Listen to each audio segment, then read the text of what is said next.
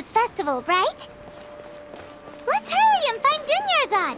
Paimon thinks she must be around the Grand Bazaar, since she showed us around there last time.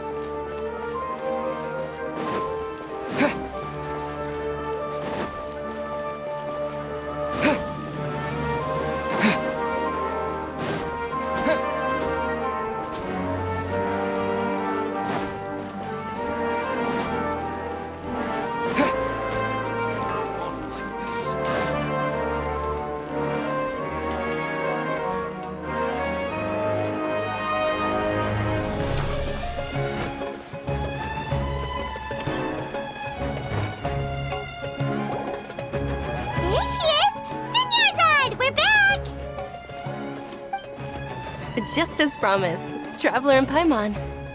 I'm so glad that you two came back to celebrate Lesser Lord Kusanali's birthday. Indeed. The festival's tomorrow. We've been preparing for so long that I can't help but feel a little nervous. There's no need to be nervous. Paimon's sure that Lesser Lord Kusanali will feel everyone's gratitude. Thanks, Paimon. I hope that everyone who comes to the festival will also have a good time. Speaking of which, did you manage to make your way to Port Ormos? Discover any— Of course we went! A lot of things happened there. I see.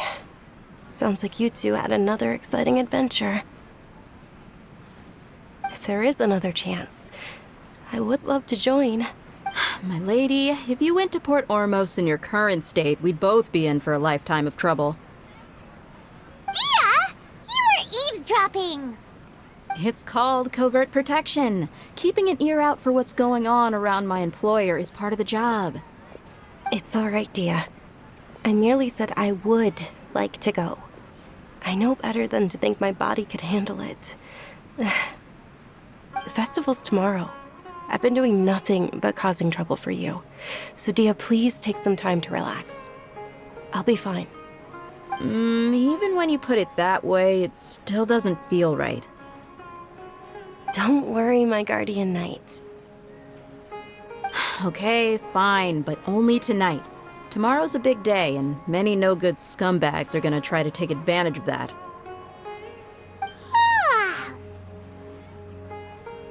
Oh, you two must be exhausted from your long journey back to the city. My apologies for not realizing this sooner. I've already prepared a room for you to rest. Please follow me. Whoa, you're so thoughtful. Paimon's so ready.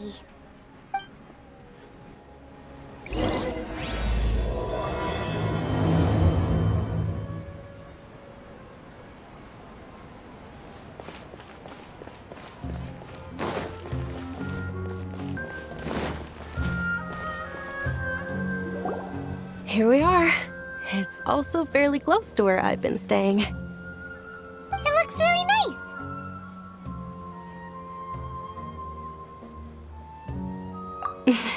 Not at all. Just tell me more about your adventures when you next get the chance.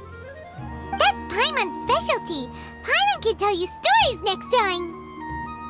Oh, if you don't mind, how about we all walk around together tomorrow? All of my friends will be working the festival, and Dia is still insisting on her covert protection.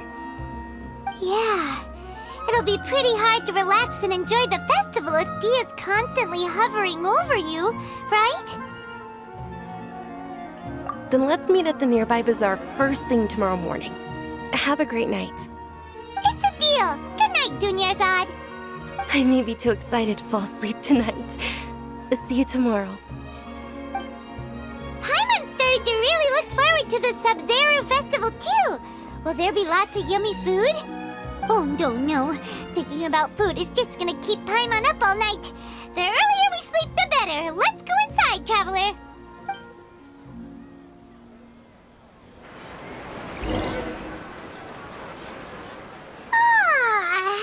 Did we oversleep?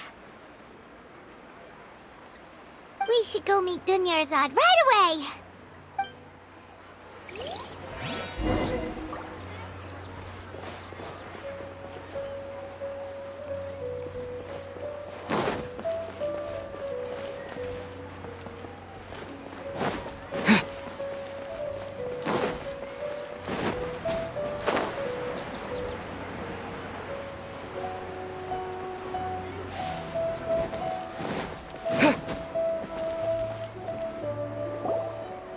Traveler, Paimon, I've been waiting for you two. Good morning, Dunyarzad. We must have overslept a little bit. Not at all. I arrived early. Today is finally here. I must cherish every moment as if it were gold. You've worked so hard for this day. You gotta enjoy it to the fullest. You know it. Oh, it's just that, as expected, I had some trouble falling asleep last night. I'm hoping my body won't be too much of an issue today. Well, shall we? Let's start with the stalls over there. Many vendors came out of the blue to support the event, and they insisted on covering costs themselves. Let's go give them some business. They paid for everything out of pocket? Oh, sounds like they're not in this just for the Mora. They all said that contributing to a lively festival atmosphere is more important than money. Especially since we don't often get to celebrate Lesser Lord Kusanali's birthday. Ooh, they're selling food over that way! Let's go take... This is a stall offering foods from the Haftmewa feast. Oh, you could tell straight away. I thought most people nowadays wouldn't know. Mushrooms, flowers, and all kind of fruit? It's all vegetarian stuff. Oh, Paimon's a little disappointed.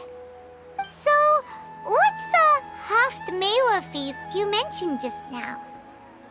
It's another Sub-Zero's festival tradition. People used to set their tables with 7 different foods. Generally speaking, the most common selections were foods like Rukashva mushrooms, Nilopala lotuses, Sumera roses, Sunsetias, Kapalatas, Hara fruits, and Zaytun peaches. So, the Sub-Zero festival is a vegetarian holiday? You don't have to be a vegetarian to enjoy the spread. We just use the 7 foods to symbolize the 7 virtues of the Dendro Archon. Wait, but if that's the case, if Sumero uses vegetarian food to represent the Dendro Archon, then wouldn't the Pyro Archon's festival be full of food like roasted fowl, juicy meatballs, grilled steak? Oh, Traveler, we have to go to Natlan as soon as possible! I hope your wish comes true one day, Paimon. Thanks! Alright, how about we also check out some of these other stalls?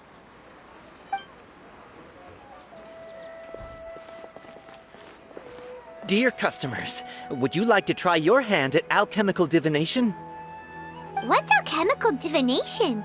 Those two things sound like they'd be fun to try together. Right? I thought the same when I first heard about it. It is said to be a mysterious craft invented by none other than Lesser Lord Kusanali herself. So, how does it work? It's quite simple. After you give me any 2 alchemical reagents, I'll use them to perform a random transmutation. Sure sounds random. So random that it will probably fail. That is precisely what we need. After the transmutation fails, your one and only diviner here will interpret the remnants. Well, according to Lesser Lord Kusanali, everything is interconnected, and all that occurs can be traced back to fate. You could say this is a pearl of old wisdom. Why does everything sound so much more credible when Dunyarzad says it? Are you guys working together? So that's the true wisdom behind it. This young lady sure knows her stuff. So, how about it? Want to give it a try?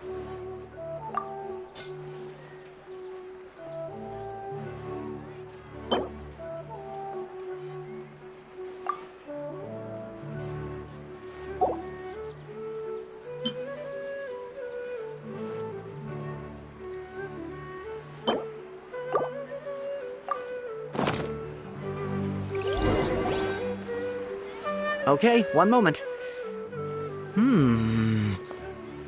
It's the moon. Paimon wants to take a look too! Is it? It looks more like a pie that Paimon bit into. Generally speaking, the moon signifies... It means... Wait a moment. Is he really looking it up in a book? Oh, I remember now. It means illusions and lies. Illusions and lies? That sounds rather ominous. Yes, but this book says that if you trust your intuition and overcome your fears, the sun will surely rise. He's not even trying to hide his book anymore. Naturally, fate will only ever show you the beginning of a journey. It is up to you to forge your own ending. Oh, thank you so much. I'll keep that in mind. Oh, it's nothing. I'm just learning as I go. Guess that was still pretty interesting. Okay, on to the next stall. They say the Sub-Zero's festival was very lively a long, long time ago. Large flower carriages used to parade through the city. As they headed towards Port Ormos, people would throw flowers, candy, and liquor all along the way. Dunyarzad's eyes are sparkling right now. I wish I could have seen that spectacle. But if you ask me, I'm sure Nilou's dance of Sub-Zeros would be just as impressive.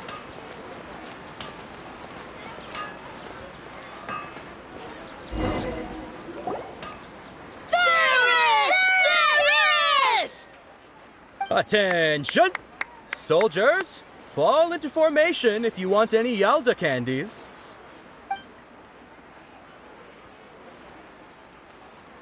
It's a weird guy with a weird hat. Hey, it's Dunyarzad! Wow! Miss Dunyarzad, the children love you even more than the Yalda candies. In the few short days it took to prepare for the Sub-Zero's festival, the children have all grown very fond of you. The Hallowed Knight of Flowers. It's an honor that you know my name. Attention! In the name of Ferris, the Knight of Flowers, I commend you on your contributions to the glorious Sub-Zero's festival. All right, little soldiers, take your Yalda candies and don't forget your loyalty to Lesser Lord Kusanali. Dismissed! Yes, Knight Ferris! Just what is going on here? Ferris, the Knight of Flowers, is another Sub-Zero's festival icon, and one immensely popular with children. In the past, the actor portraying Ferris would also sit on a flower carriage. It's all thanks to Miss Dunyarzad's sponsorship that the children can make such wonderful memories today.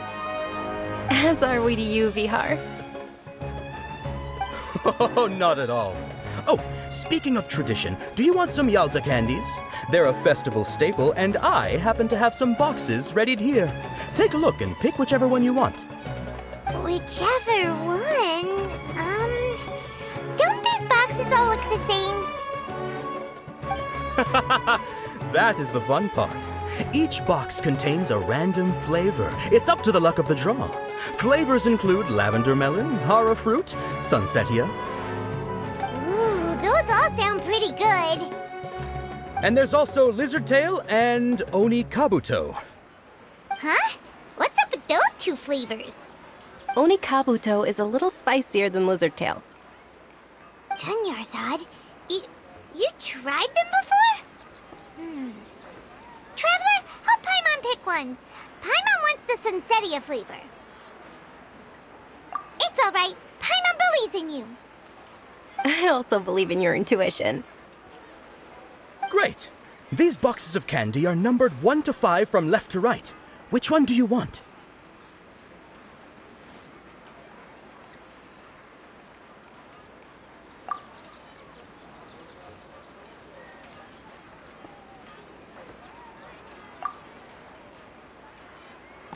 Attention! That's unfortunately lavender melon. Oh, Paimon thought you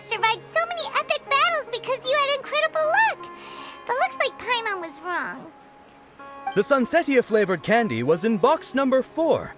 How about this? The most important thing is that everyone has a good time at the festival. So please, take both boxes. Really? Thanks a lot, Knight of Candies! It's Night of Flowers, not Night of Candies. Paimon really wilted the carriageless Knight of Flowers.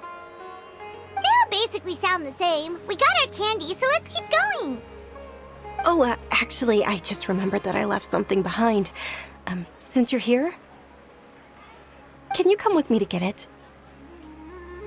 Dunyarzad, you probably forgot because you're so excited about the Sub-Zero's festival. How embarrassing. This can go on like this.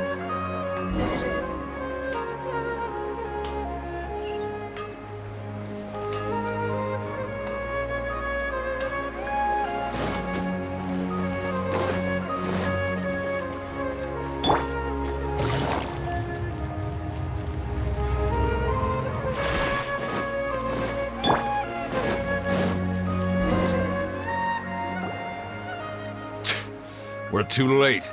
Who knew the little lady was such an early riser? I know, right? Hey, wait a minute. Boss, isn't that her? Oh, that most certainly is. We're in luck. She's walking right into our clutches.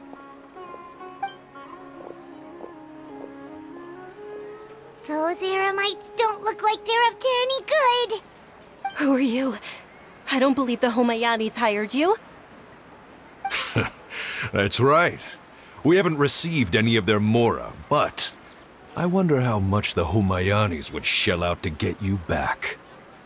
They're a gang of kidnappers! Traveler, hurry and protect Dunyarzad! Hey, did you scumbags even consider that the Homayanis might have hired a merc that outclasses you? You're Dia! Dia the Flame Mane! No wonder we mercs haven't heard anything about you for so long. You sold your unruly mane to the highest bidder. Don't speak so disrespectfully. My family started working with her as gratitude for her past kindness to us. Don't worry about it, my lady. Just some friendly banter between mercs. One punch and those rabid dogs will expose themselves for what they really are. Aren't your claws all dull by now? Don't get too cocky! Traveler, take Miss Dunyarzad to a safe location. No, we're gonna stay and help. There's too many of them. You're right. All right, fine. Please be careful, Dia. Don't waste your time worrying about me. This is my job. Look out for yourself. After I've wiped the floor with them, I'll go find you all.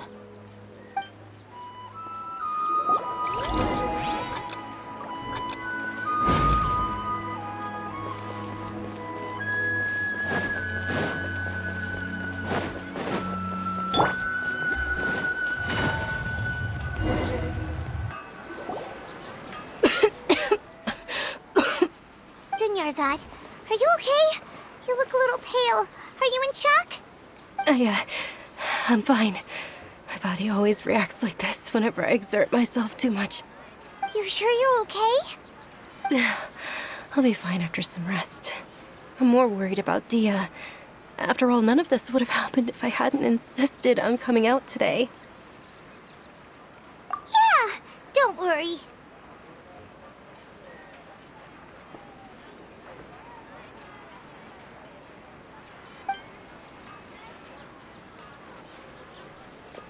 My lady, Traveler, found ya. Dia! You took care of them so fast! Any more of them? Or rather, did anyone follow you? Dia, your arm! Oh, this? I'm fine. It's just a scratch.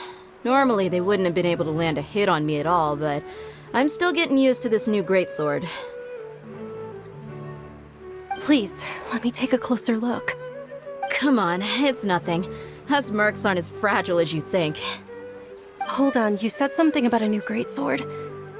What happened to the one you were using before? About that. Well, I sold it, because I was low on Mora. Stuff like this happens every now and then. It can't be. The anonymous donation that was used for the venue's final round of preparations?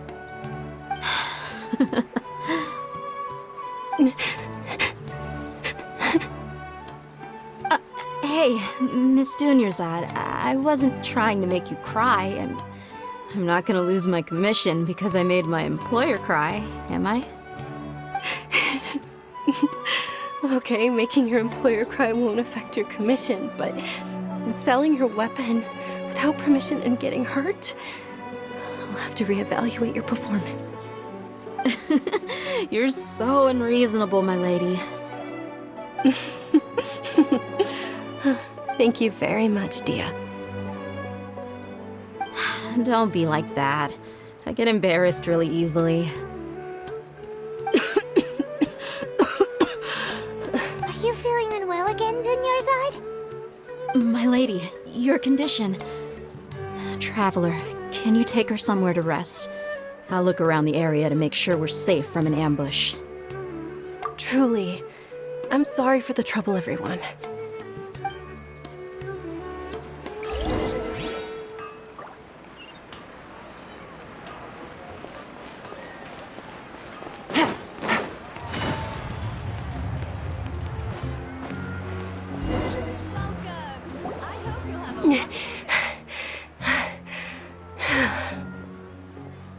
Are you feeling better, Dunyarzad? Yes, much better. Just give me a few moments and I'll be good to go.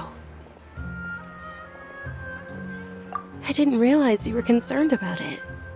I guess I shouldn't continue to keep it a secret. I was actually born with Elazar. It's terminal now. Can't believe it's Elazar! Oh, you've already heard of Elazar. In that case, you probably know about its severity. Sumeru's current medical advancements still haven't been able to find a cure. The disease's progression can only be delayed through environmental therapy. Dunyarzad. There's no need to be sad. I've always lived with Elazar and I came to terms with it a long time ago. Compared to the simple fact that I'm afflicted with this, its effects on my life have been much more painful. I know that my family loves me dearly. They've done all they can to provide the best environment for me so that I can live for that much longer. However, I know I will one day succumb to this. Did you know? Before I ran away from home this time, the world outside of my home didn't even know that I existed. Since I was a child, all I could do was sit on my bed and stare at everything outside of my window. I'm sure my family's worried and disappointed in me for running away, but I just didn't want to have any regrets. I wanted to meet other people. To me, there's nothing more beautiful than being able to meet and speak with others. Not to mention the incredible time spent preparing for the festival. The joy on everyone's faces here, and all the support I've received from friends like Dia. This way, when my final day does arrive, it will be less sorrowful. At the very least, many people will remember that I once existed in this world, right? As long as you don't forget Paimon. Paimon also won't forget about you. No, even if you forget Paimon, Paimon will still remember you. Thank you two so much. I apologize for the depressing conversation. This is out of character for me.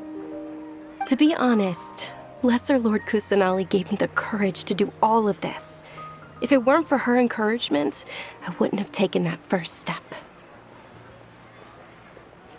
Thanks. There will always be frustrations in life, but I know that the point of living is not to leave behind any regrets. Oh, right. Isn't it almost time?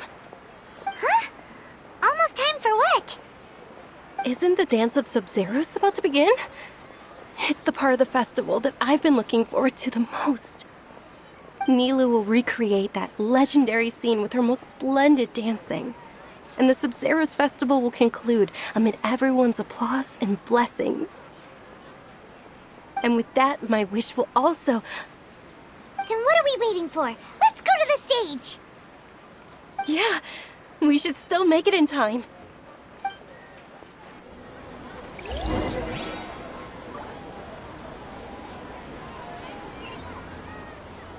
Take it easy.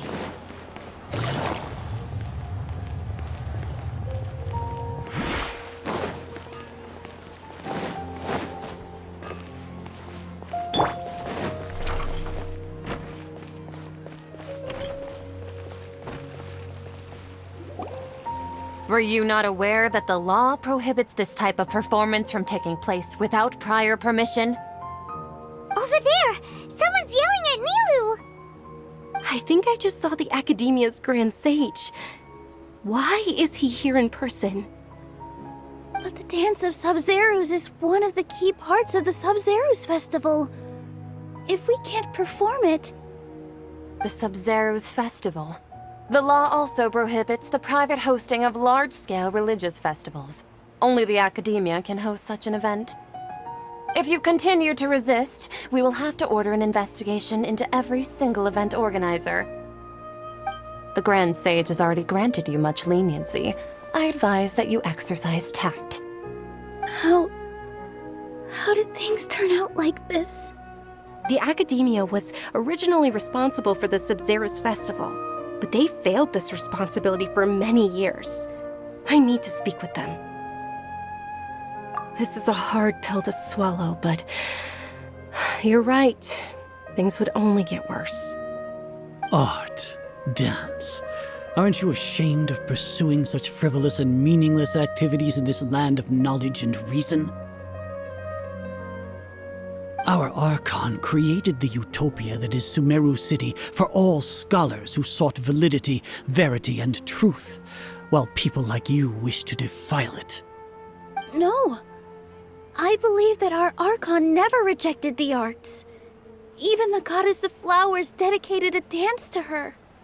With your lack of intellectual credentials, I do not believe you are qualified to debate with me.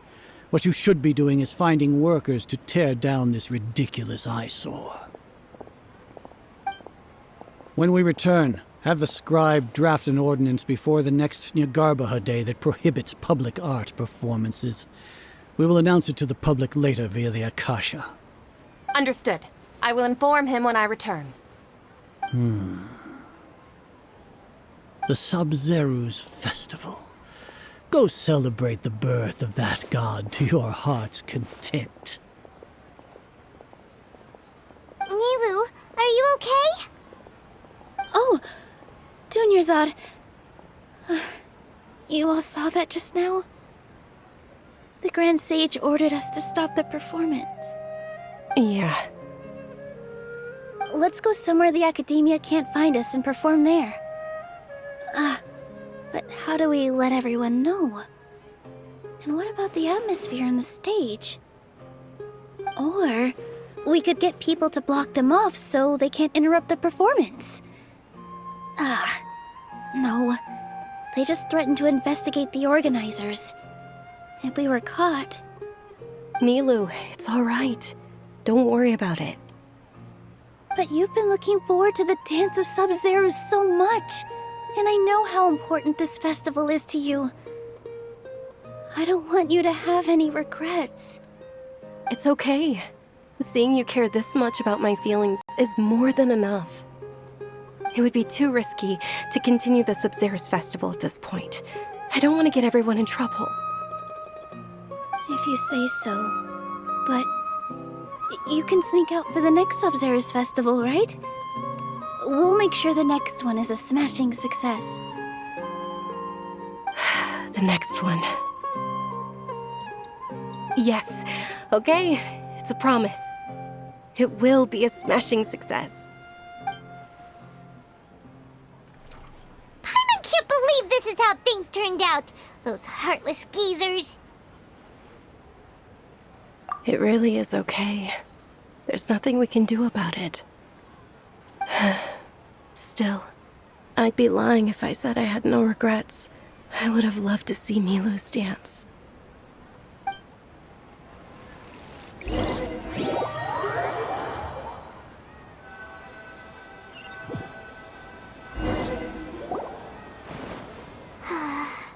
A lot happened today.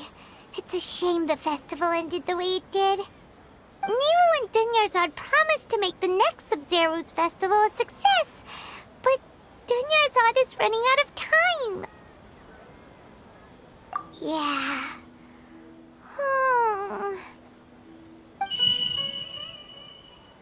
All connections have been secured to construct the most stable framework possible.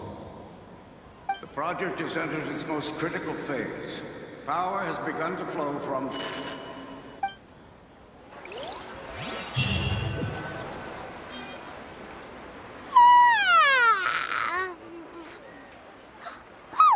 gonna be late! It's all because you wouldn't get out of bed! We should go meet Dunyarzad right away!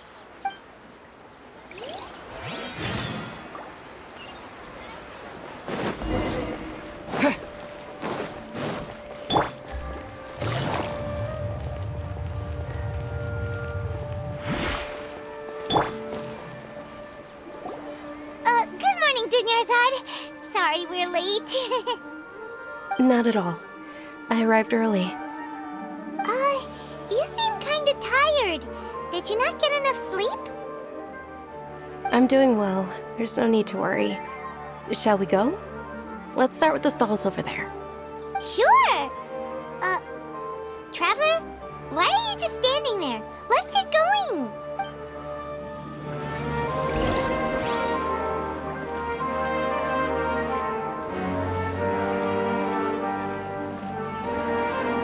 Ooh, they're selling food over that way! Let's go take a look!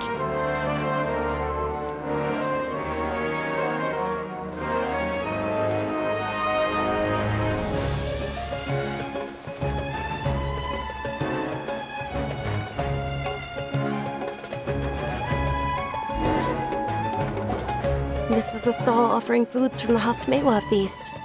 You are quite well informed, miss. I thought most people nowadays wouldn't know. They're all plants! Oh, Paimon's a little disappointed.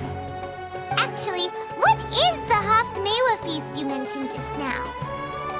It's one of the Sub-Zero's festival's traditions. People used to set their tables with 7 different foods to symbolize the 7 virtues of the Dendro Archon.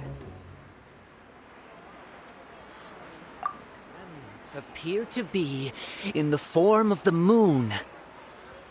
Really? Paimon thought it looked like some kind of food. The moon signifies... It's escaping me for now. Wait a moment.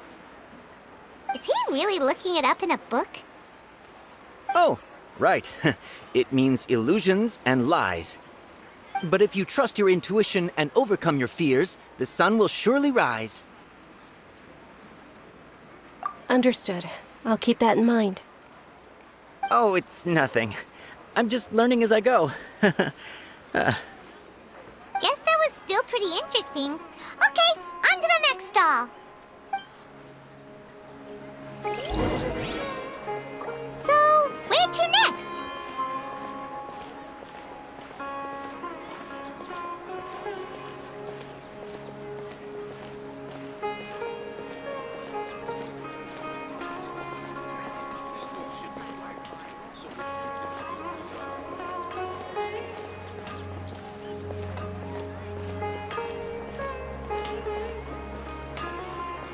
Things can't go on like this.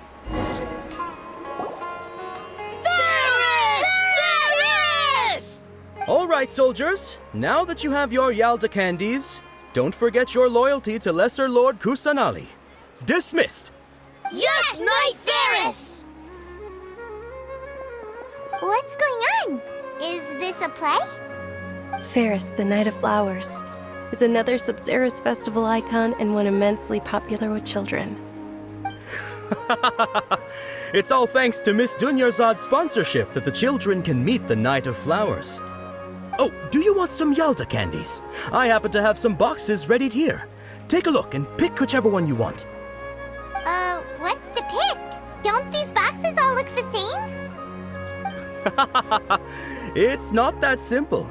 Each box contains a random flavor. It's up to the luck of the draw. Flavors include lavender melon, hara fruit, sunsetia. Ooh, how interesting. And there's also lizard tail and oni kabuto. Ugh, why do those flavors even exist? Traveler, help Paimon pick one. Paimon wants to eat the Sunsetia flavor. Great! These boxes of candy are numbered 1 to 5 from left to right. Which one do you want?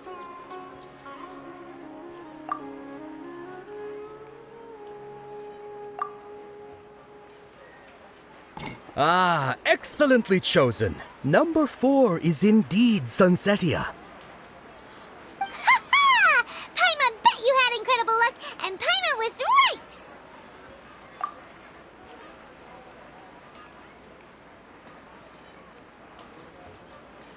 Huh? How's that possible? It's obviously random.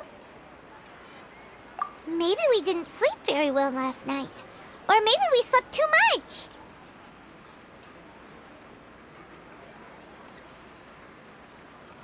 Oh, sure. Huh? Where are you going? You're just gonna walk off like that?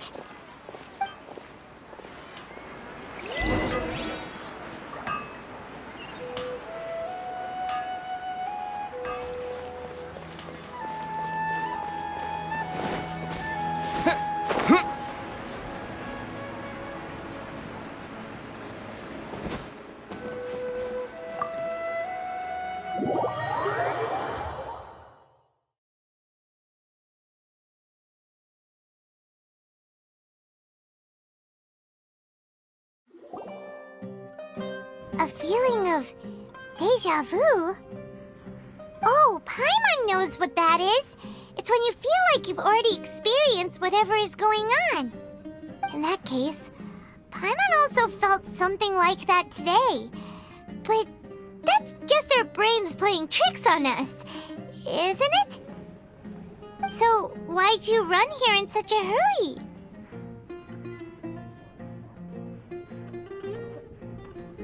So that's it!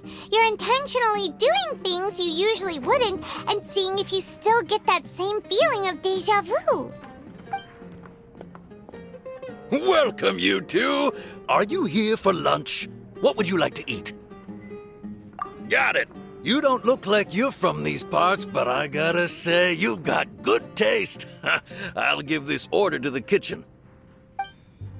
Charcoal-baked Angelina cake? Isn't it that burned thing that didn't look tasty at all? Oh, Paimon understands what you're trying to do now. You'd never normally order something like this.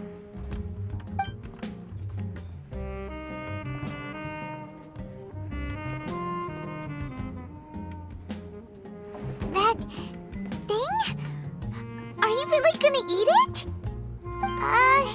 Isn't this going a bit too far?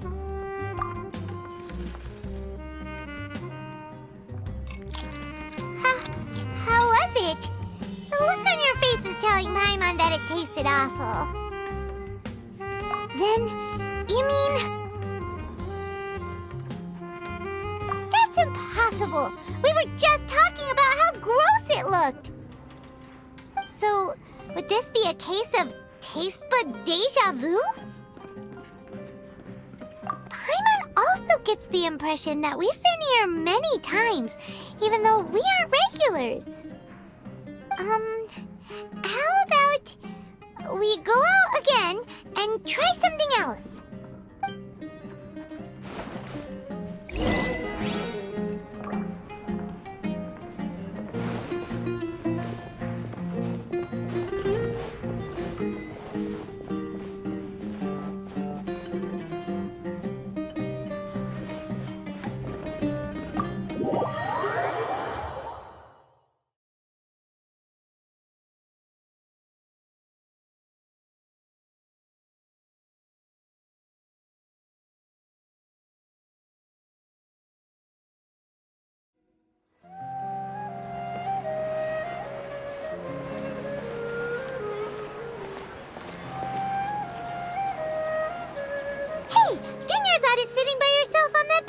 there.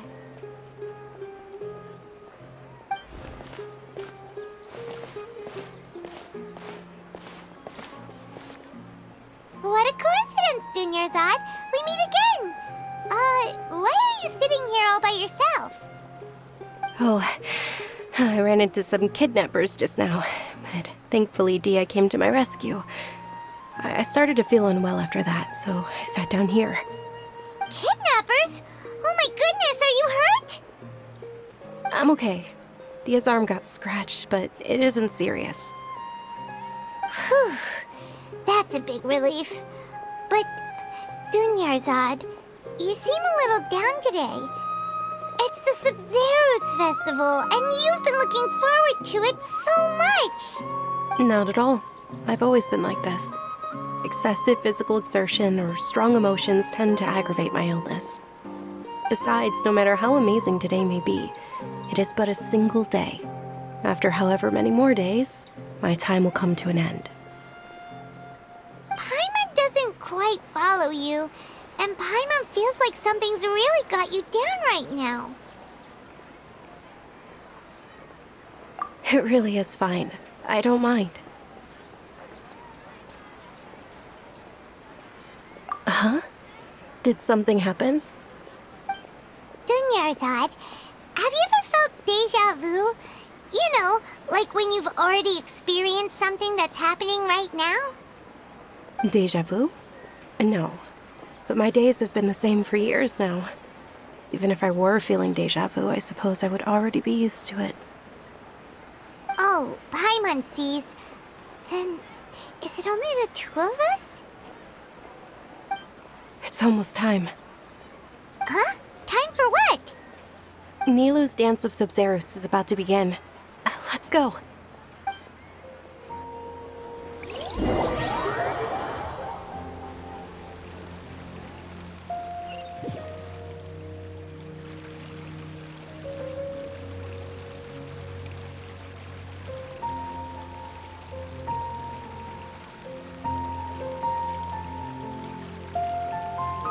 With your lack of intellectual credentials, I do not believe you are qualified to debate with me.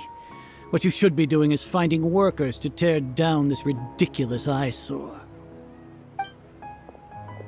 When we return, have the scribe draft an ordinance before the next Nyagarbaha Day that prohibits public art performances. We will publicly announce it later through the Akasha. Understood. I will inform him when I return.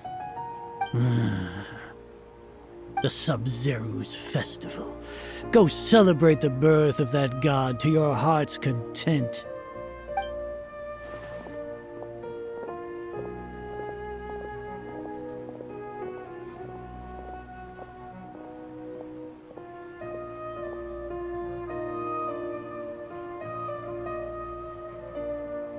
Nilou, are you okay?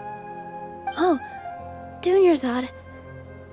The Grand Sage ordered us to stop the performance. It's okay. There's nothing we can do about it. But you've been really looking forward to this. I don't want you to have any regrets. It truly is unfortunate, but I don't want to cause trouble for anyone. Didn't the Grand Sage say that he might investigate the organizers? True, but... Well, okay. I'll just have to try again next year. The next festival. I probably won't be around by then. Wait, what did you just say? No, nothing. I'll be heading back to rest. Thank you for your help, everyone. Paimon can't believe what those heartless geezers did!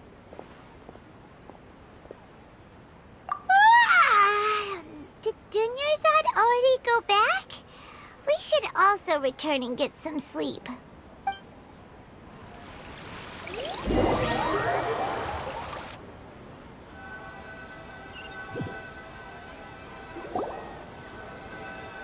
So, in the end, you still couldn't figure out what that deja vu feeling was all about? Maybe it really was because of exhaustion. Same here. That's why Paimon stopped thinking about it halfway through the day. Then, how about we settle in and get a good night's sleep? For now, we can chalk things up to exhaustion.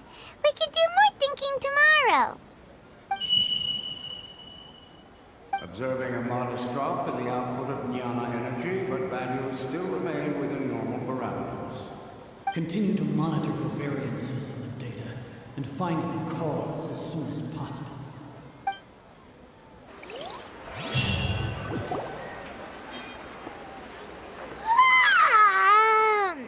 Why does Paimon feel so tired after so much sleep? Anyway, we should go meet Dunyarzad right away.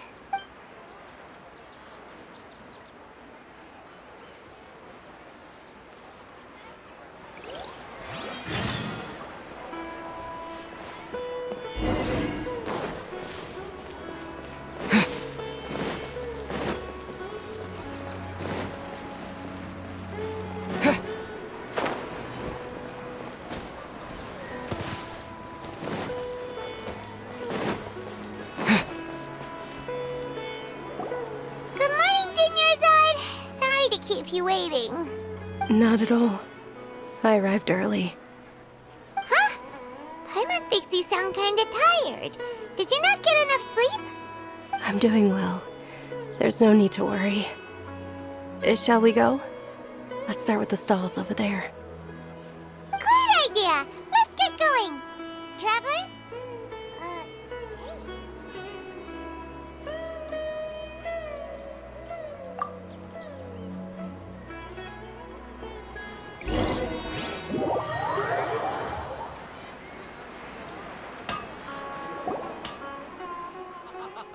It's all thanks to Miss Dunyarzad's sponsorship that the children can enjoy the Sub-Zero's festival.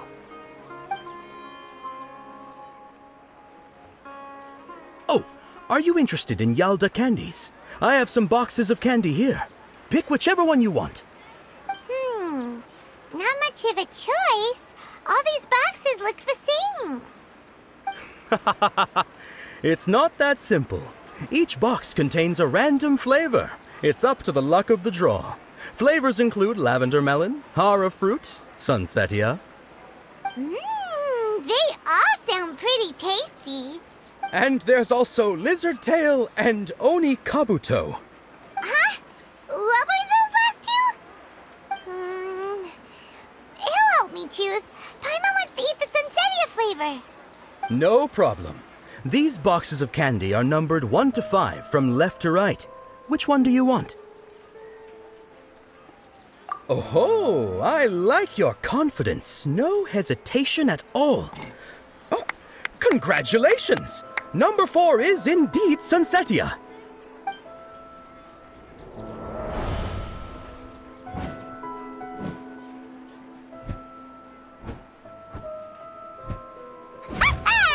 Paimon knew he always had incredible luck.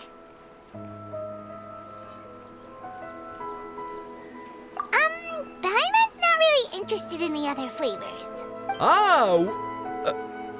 Wait. How did you know? Don't tell me that you already knew which flavor was in each box. What? He was right about all of them? That couldn't have been luck. How is this possible? I packed all those boxes this morning and they've been sealed ever since. You couldn't have known beforehand. Mind reading? X-ray vision? Or some kind of magic trick? This is way too freaky. Tell us what's going on. Since when did you get superpowers? Traveler?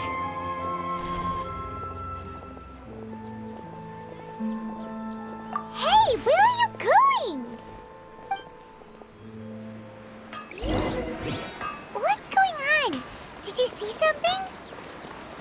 Us leaving Dunyarzad without letting her know is kinda rude, you know.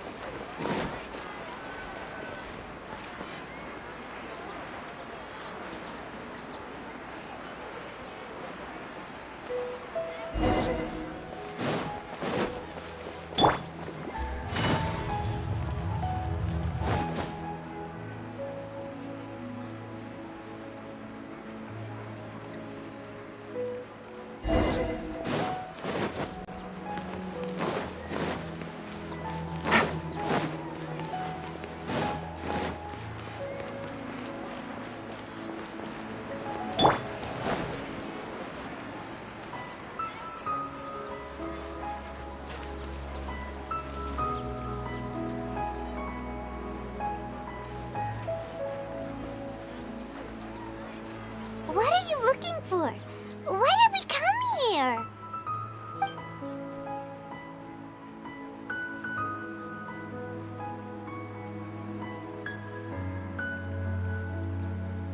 Traveler?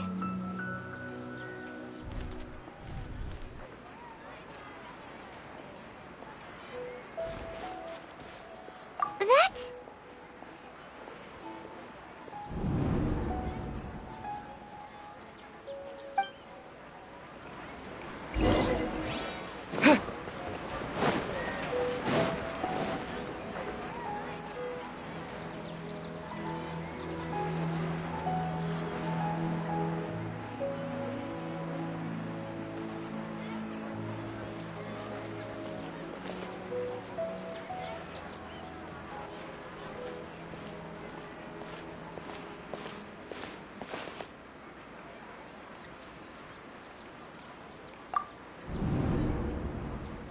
Look!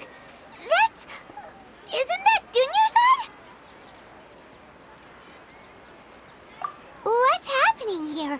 Why are there two Dunyarzads? You already know that this isn't your first Sub-Zero's festival, don't you? I'm sure you already know how to use this. A knowledge capsule? Where did you get it? What's inside? You should use it too, Paimon. You know Paimon? Well, this seems kinda sketchy, but Paimon feels like this is what we should do.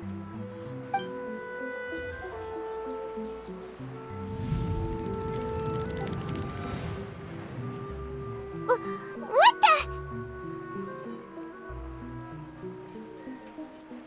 This is our 20th time at the Sub-Zero's festival?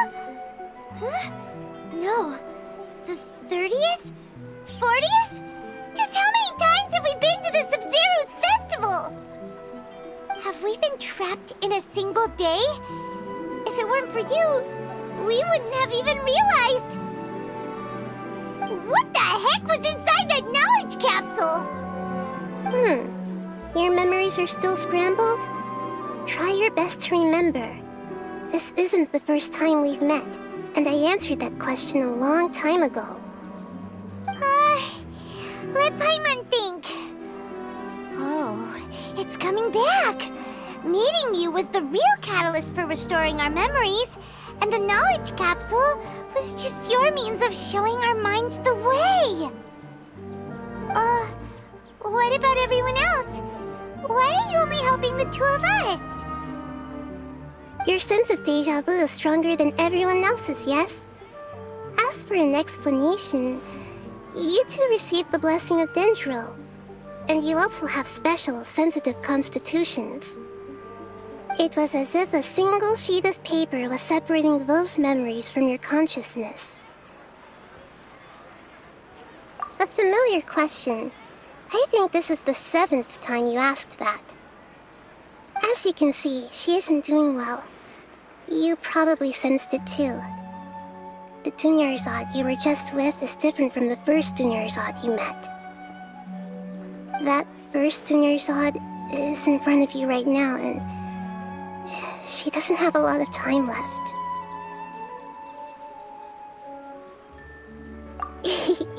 Looks like you're almost done sorting out your brain.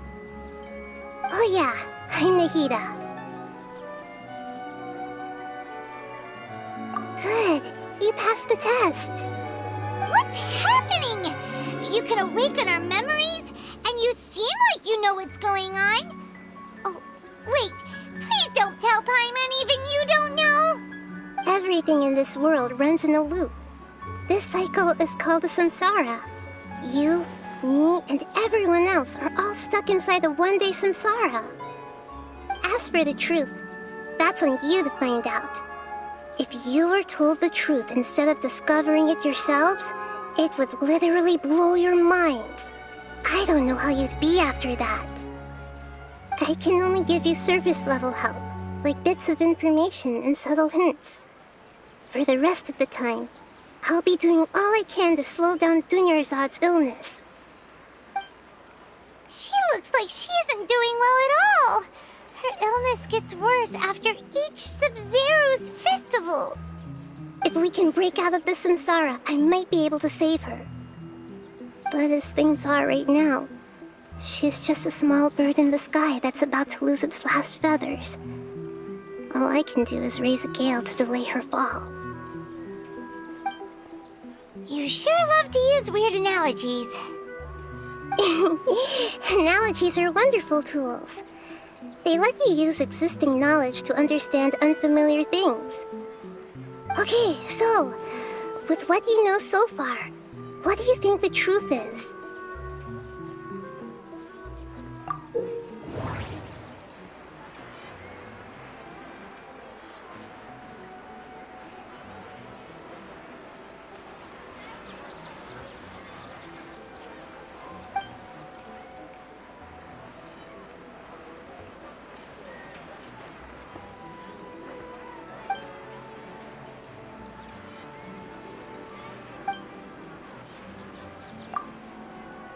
We've already experienced the Sub-Zeru's festival many times, and the day of the festival seems to be in a perpetual samsara.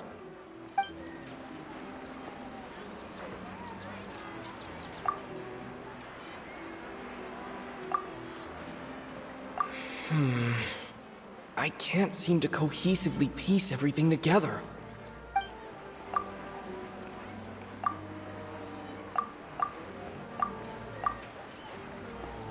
The Grand Sage said, "Go celebrate the birth of that god to your heart's content."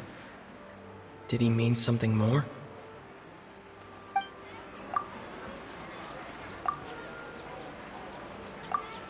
The moon, illusions, and lies. What do they all mean? What's happening right now seems to have happened before. This feeling has been getting stronger and stronger. My mind feels exhausted, even though I haven't done too much thinking. What is going on?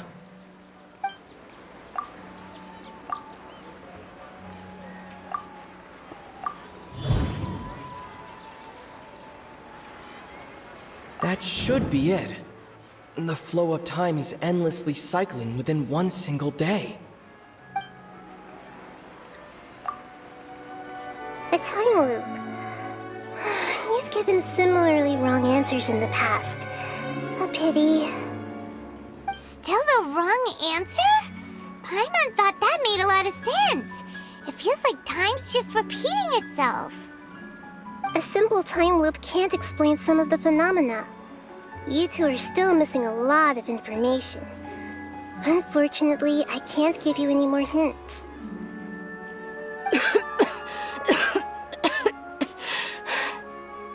Dunyarzad! The Sub-Zeru's festival is happening every day, but that doesn't mean we can waste an infinite amount of them. Hurry and find the truth before today's festival ends.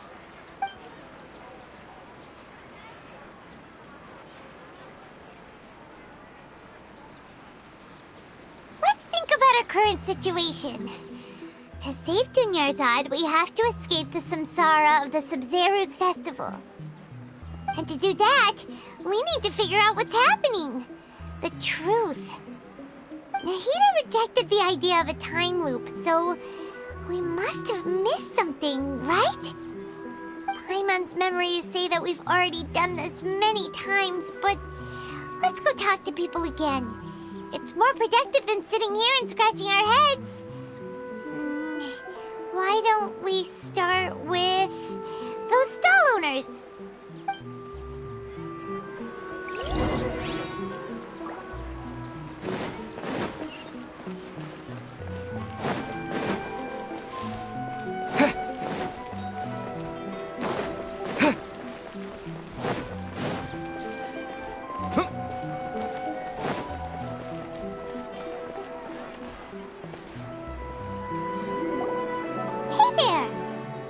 Hey, it's you guys again. Where's your cultured friend? She's feeling a little unwell. I see. Did you come back to buy something? I guarantee the freshness of my products. I harvested them from the forest just yesterday. Huh? What brought this about? I hurried back from the forest yesterday, and I'm selling produce here today. I haven't felt anything strange. To put it another way, if you really think about it, was yesterday truly yesterday? Did you actually come back from the forest yesterday? What kind of philosophical nonsense is this? Are you two daydreaming? Didn't you know that no one dreams in Sumeru? Go somewhere else if you want to find someone to daydream with.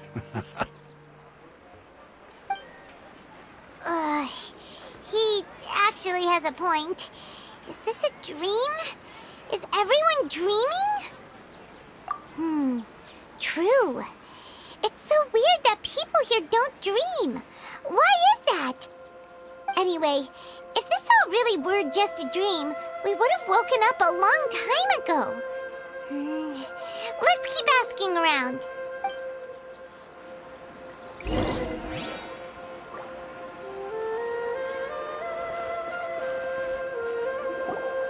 Oh, it's you two.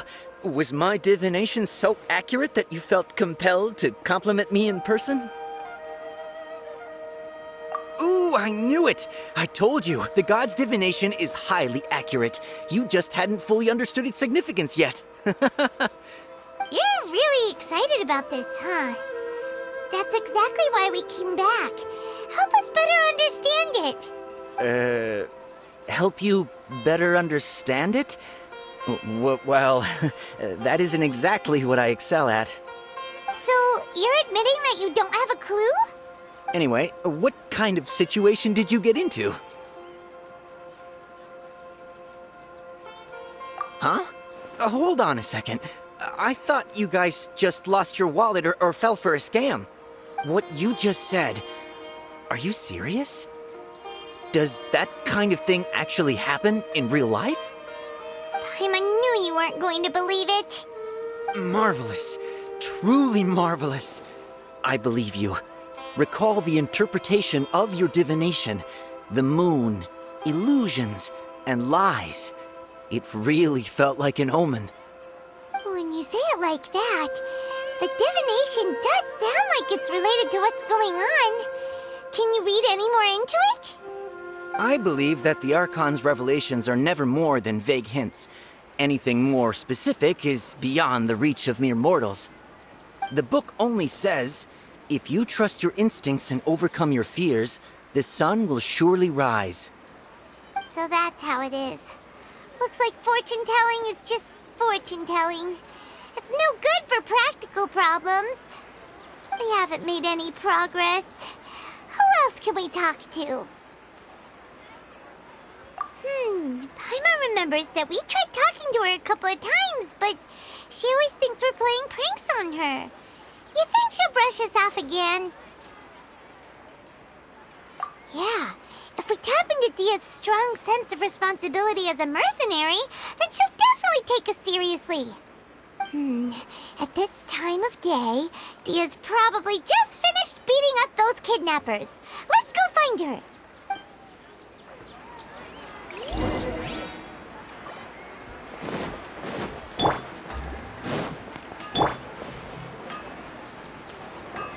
I'm fine, my lady. It's just a scratch. Perfect timing. Both of you are here. Paimon, Traveler, you came at just the right time.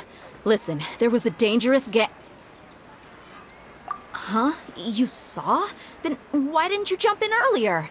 If someone was protecting Miss Dunyarzad, I could've went all out. Anyway, can you do something for me? You want the Traveler to take Dunyarzad somewhere to rest up while you check to see if there's still any kidnappers around. Did Paimon get that right? How did you know what I was going to say? We need to say something convincing.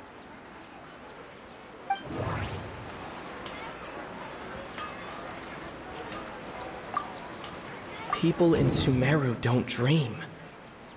What a strange phenomenon. Dia sold her greatsword to raise additional funds. And then she was injured because she wasn't used to her new weapon. The moon, illusions, and lies. What do they all mean? My mind feels exhausted, even though I haven't done too much thinking. What is going on?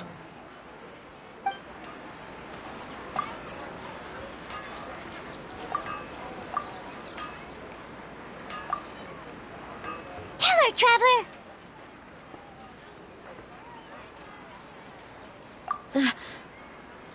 I didn't tell anyone about that. Including Miss Dunyarzad. You couldn't have known.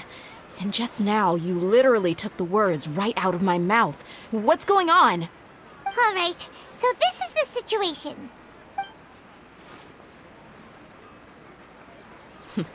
It's kinda hard to believe what you just told me. First, let me make something clear. Most of us desert dwellers might not be the scholarly type, but we do have basic common sense. She's quieter than usual. Uninterested in anything and really gloomy. Yeah, she isn't the same as before, but her parents said that this is how she was like at first. Huh? At first? I don't quite understand what you're all talking about. I'll go rest on the bench over there. My lady, are you angry? All right, I'll give you the benefit of the doubt since you knew about my greatsword. Let's make this a quick trip. Miss Dunyarzad isn't completely safe here.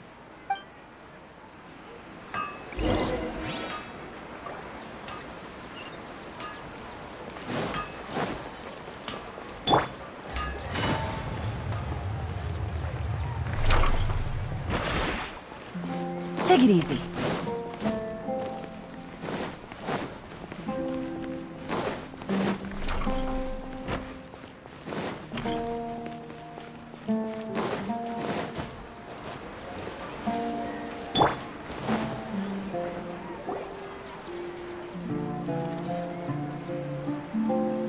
Nahida! We brought a friend! Are you busy? I thought I told you that it won't help to bring anyone here. We just wanted her to see the real Dunyarzad's condition. The real Dunyarzad? Where and who are you talking to? Huh? I told you that you two are special. Other people can't see me or Miss Dunyarzad here.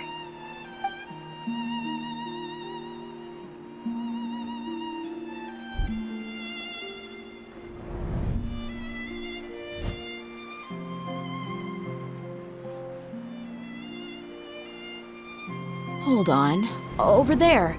Is that? Wow. How perceptive. Does she have invisible antennae? Miss Dunyarzad, she's lying down here, isn't she? How's she doing? Her condition's really bad, and she's basically in a coma. How did you know she was here? I can sense her aura. There are also lingering feelings of something like regret or disappointment. What happened? Do you believe us now? The Sub-Zero's festival has been repeating itself.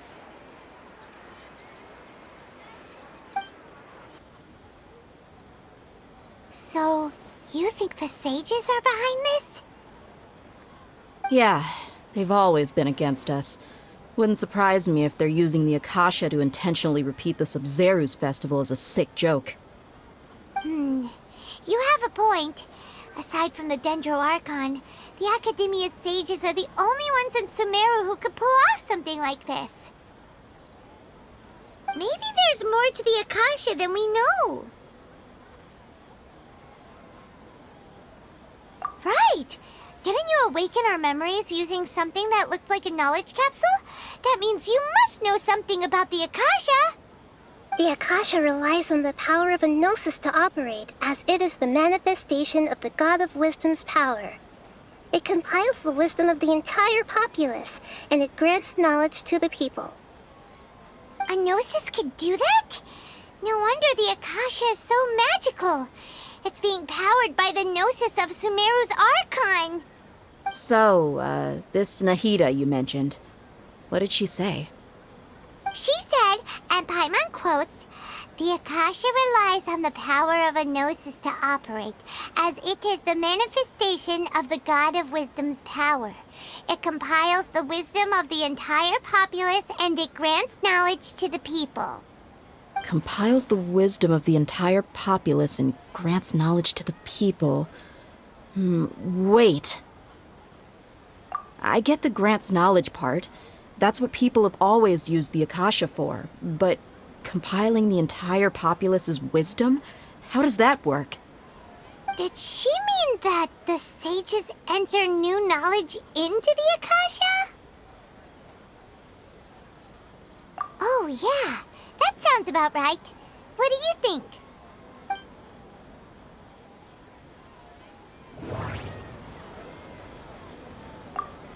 People in Sumeru don't dream. What a strange phenomenon. Okay, Nahida said the Akasha relies on the power of a gnosis to operate, as it is the manifestation of the God of Wisdom's power. It compiles the wisdom of the entire populace, and it grants knowledge to the people. My mind feels exhausted, even though I haven't done too much thinking. What is going on? What's happening right now seems to have happened before. This feeling has been getting stronger and stronger.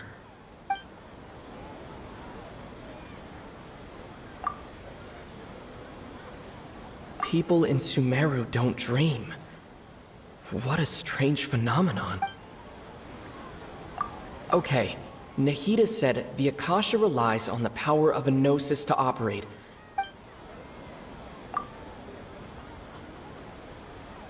That doesn't sound right. I need to carefully think things through.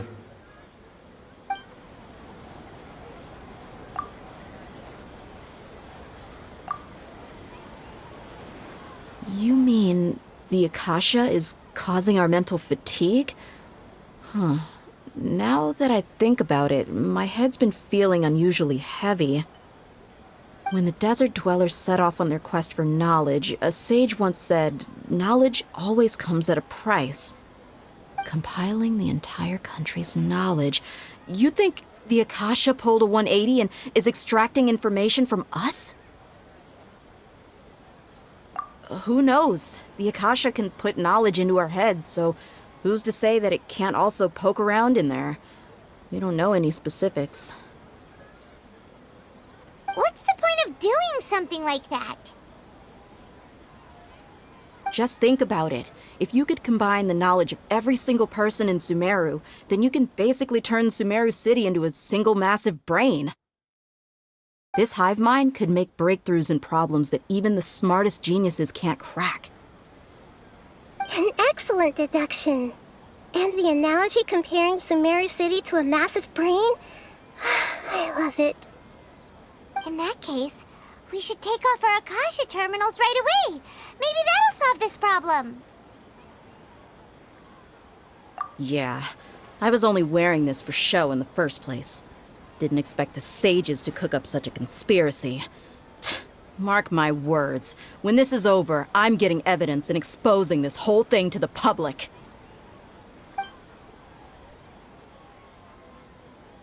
How does everyone feel? Huh? What is it? Oh, that! Paimon knows what you're talking about. It's a single soft beep that sounds like it's coming from the Akasha terminal. The sound of a beep. Could it be a prompt tone for when the Akasha is operating? That's probably an important clue. We weren't using our terminals, but we heard a beep anyway.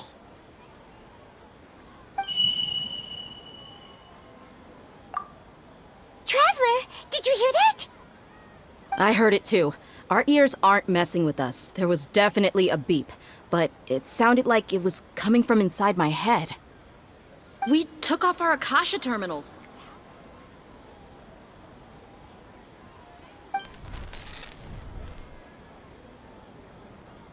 Phase runtime has exceeded its expected length. At this rate, there may be casualties. But we cannot lose all of our progress.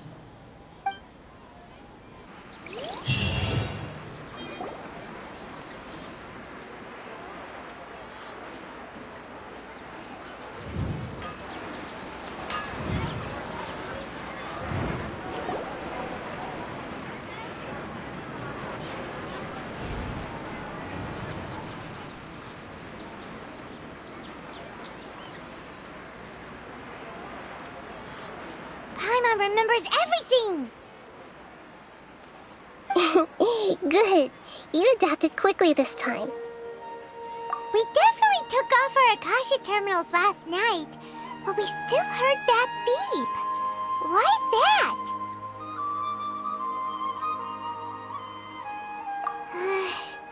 But now we can at least confirm one thing. The Akasha definitely has something to do with whatever's trapping us in this cycle. Oh, Paimon doesn't get it. Why would the Akasha go this far if all it wants is everybody's wisdom? It's extremely difficult for lab rats in an experiment to understand why they're being treated the way they are. If we're lab rats, then what are you? Nahida, you've never told us anything about yourself. I guess I'm the moon. The moon? Wasn't that the result of our divination? Anyway, knowing who I am won't help you get closer to the truth, so you should focus on other things. Don't get distracted and miss any clues. Okay then. Dia helped us a lot yesterday, so let's go find her. If Paimon's reading the time correctly, those kidnappers should be showing up soon.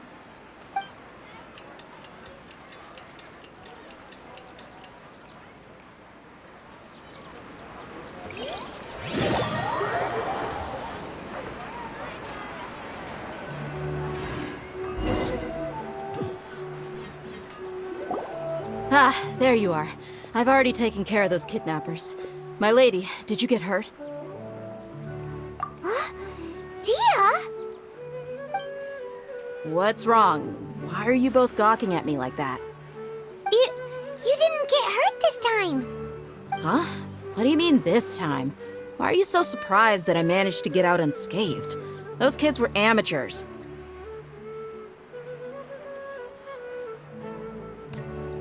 Shh! How did you know about my greatsword? I haven't told anyone about it. Please, don't tell Miss Dunyarzad. So Dia's lost her memories after all. Anything strange? You already know that I got a new greatsword. If I had to say something, it's weird how such a new weapon could feel so familiar. It's as if I've already used it to fight a countless number of battles. You're saying that although you don't remember using it, your body feels like it does? That's right. Both mercenaries and warriors heavily rely on muscle memory. Only knowing the theory of battle won't get you anywhere. Traveler, what do you think? Yeah, Paimon's feeling really hopeful. Oh, you're right! Earlier in the Samsara, something like this would have never happened! I have no clue what you two are talking about, but it's still dangerous here, so... So you want us to take Dunyarzad somewhere else to rest while you check if there are still more kidnappers around, right? How did you know what I was gonna say? Can you read minds? Forget it. Go and do your thing.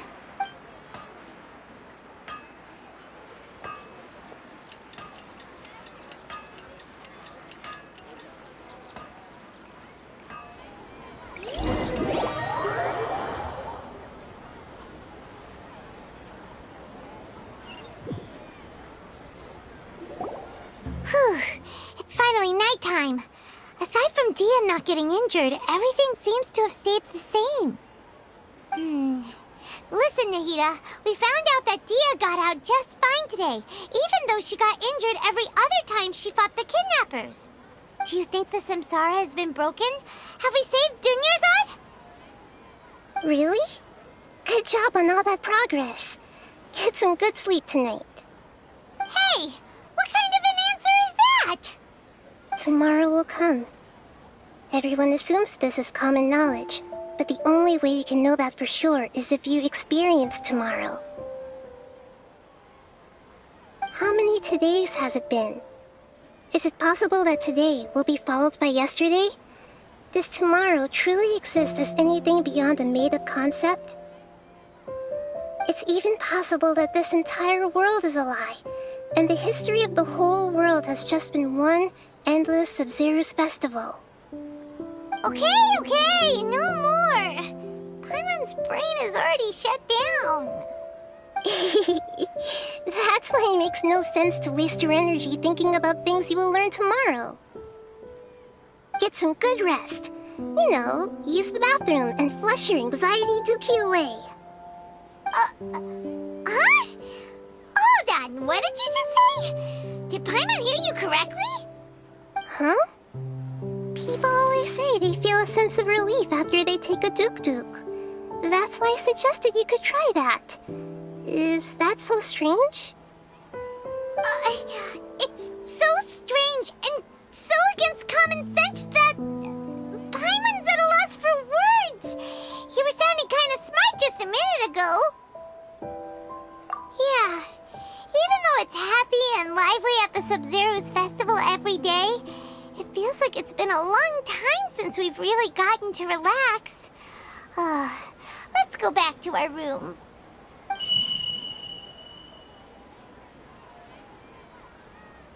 Continue the harvest.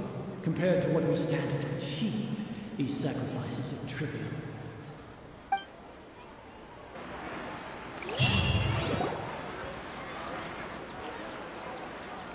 We're still in the same day! Nahida, you already knew last night that we didn't break out of the Samsara? Why did you tell us?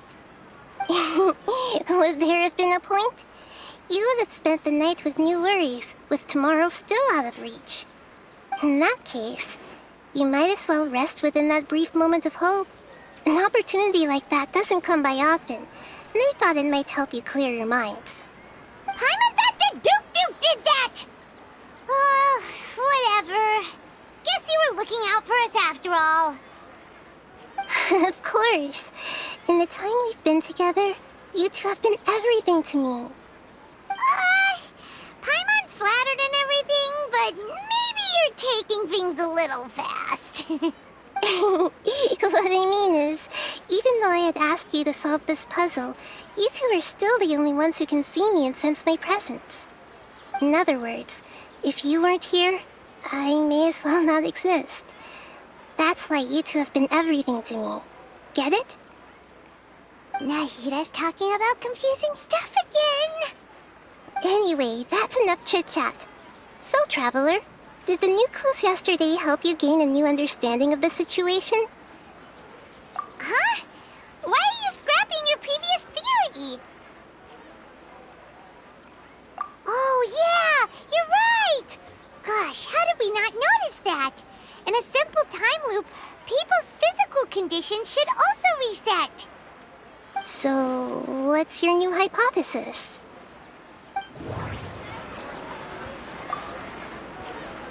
The moon, illusions, and lies. What do they all mean? Mercenaries rely heavily on muscle memory, and Dia was able to use her experiences to avoid injury in later samsara cycles. The beep is a prompt tone for Akasha operations. We still hear it every night, even though we removed our Akasha terminals. Okay, Nahida said the Akasha relies on the power of a gnosis to operate, as it is the manifestation of the God of Wisdom's power. It compiles the wisdom of the entire populace, and it grants knowledge to the people. We've already experienced the Sub-Zero's festival many times, and the day of the festival seems to be in a perpetual samsara.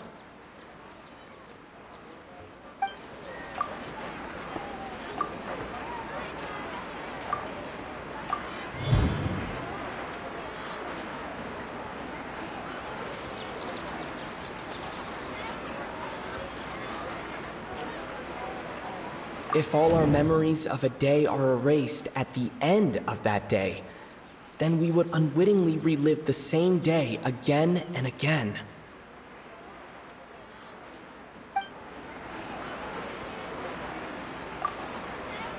Mercenaries rely heavily on muscle memory, and Dia was able to use her experiences to avoid injury in later samsara cycles.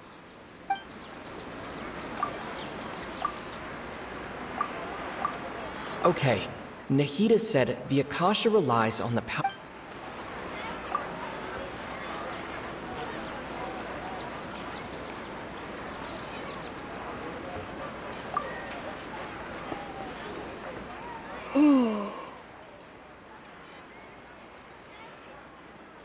Oh, then the beep we hear every night could just be indicating the deletion of our memories.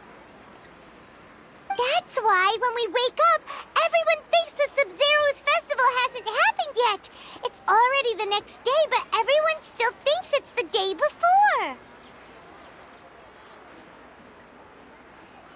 But muscle memory can't be erased. That's why Dia has been getting better at using her greatsword. Now everything makes sense!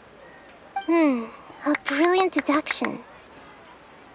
Nahida, tell us if we're right or wrong. To put it simply, it's as if you've mistaken a pyro crystal fly for a firefly in the night. You lost sight of its true nature because you focused too much on your perception that it glows. That isn't simple at all! Why don't you go talk to Miss Dia again? You might learn something new. Right! She did help us find our latest clue after all. Let's go!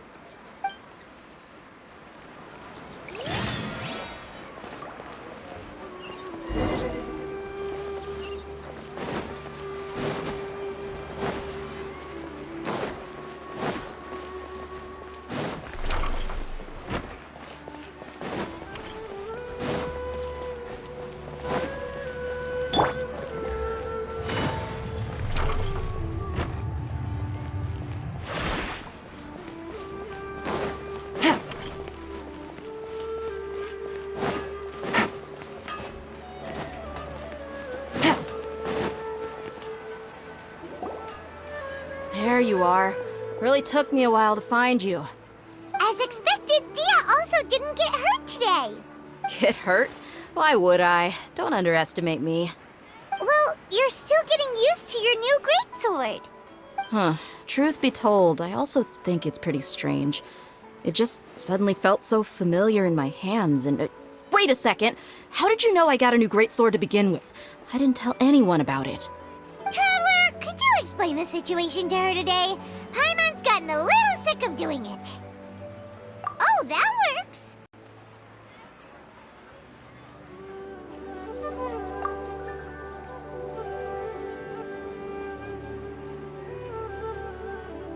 What happened to you guys while I was gone? Did you get brainwashed by some cult? Don't think too hard about it. Just take what we're saying at face value. All right then, let me get this straight. You're telling me that my body's already gotten used to this great sword, but my brain just doesn't remember it? Yes, your memory's being erased every day. Then I'd have to disagree. That's impossible. Oh? Why do you think that? If we've actually been reliving the Sub-Zero's festival day after day, then what happened to the things we used, the money we spent, the food we ate? Common sense says my wallet should have emptied itself a long time ago. There's no way I wouldn't have noticed that.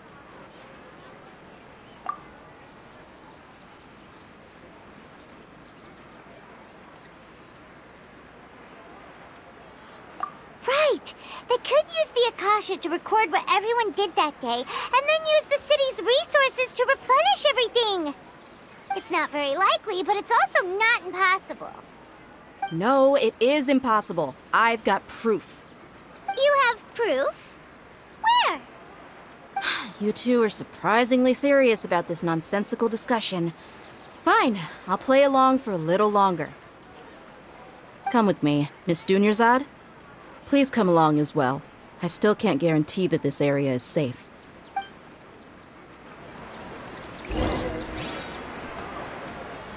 can't believe it's Dia who wants to show us something this time. 2 days ago, we were the ones taking her to see Dunyarzad.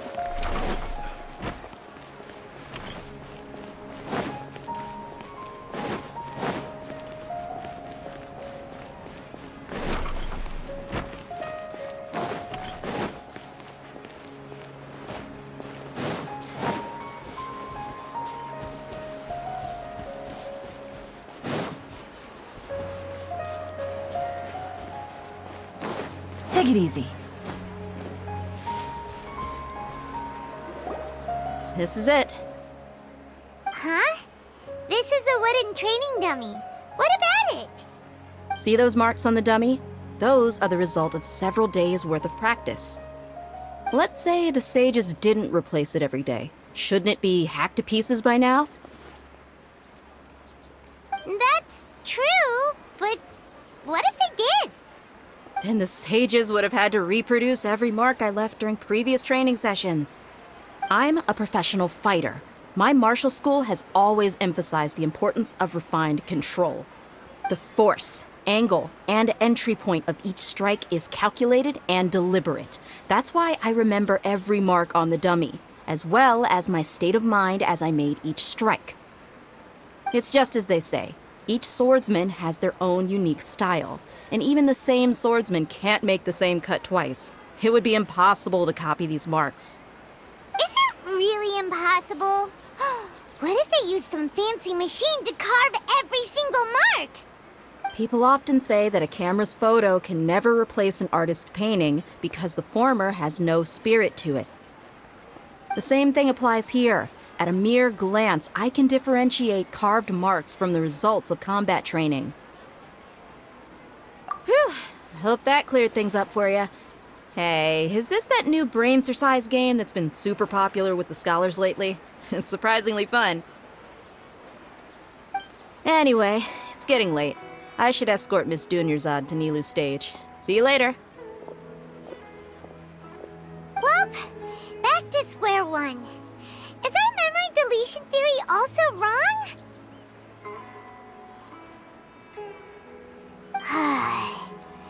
But at least we've reached some other conclusions in the meantime. Yep, that's true. So, can we think of any new ideas right now? Strange? Paimon feels like everything's been strange lately. Huh? Leaving the city? You're right! It's really strange how we never thought of such a simple solution! Many things should become clear if we can confirm the flow of time outside of the city. Paimon can't believe it! Did we miss this because we're tunnel visioning too hard on our other theories?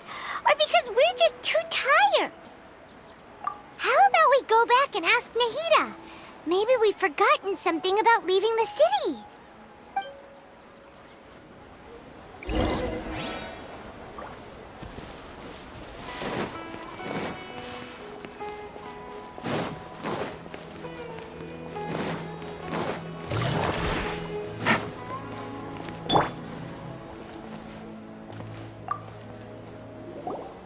Nahida, we're back! You're back early today. Did you find something new? Sort of. We're mostly sure now that we're not in a time loop. And we also aren't in the real world. But at the same time, we have a new question. Leaving the city. As far as I remember, you've mentioned your plans to do that twice before. We did? But we don't remember anything.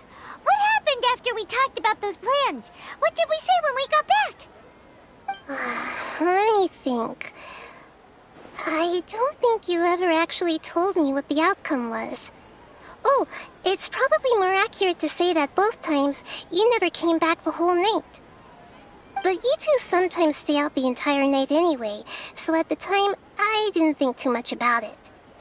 It is true that sometimes we lose track of time during our investigations. Before we know it, it'll already be the next day. But still, neither of us remember anything about leaving town. Really? That's kinda strange. In theory, I should have already awakened all your memories. Yep, something here's definitely fishy. Let's get to the bottom of this tomorrow.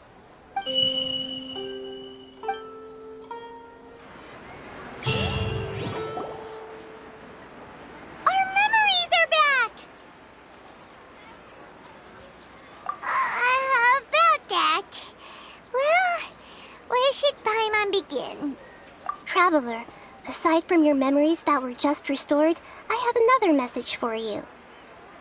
Listen to it and you'll understand. Can't go back. There are countless spaces here. Our Sub-Zeru's festival in Sumeru City is just one of them. Traveler, you should be missing 2 days worth of memories. Paimon will fill you in. It's time to carry out our plan from yesterday. Okay, let's go!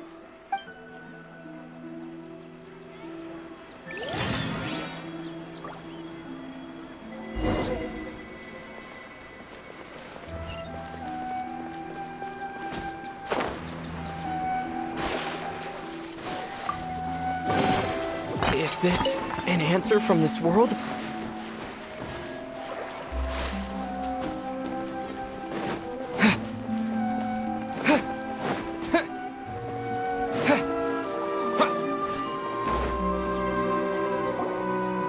Why can't we leave the city?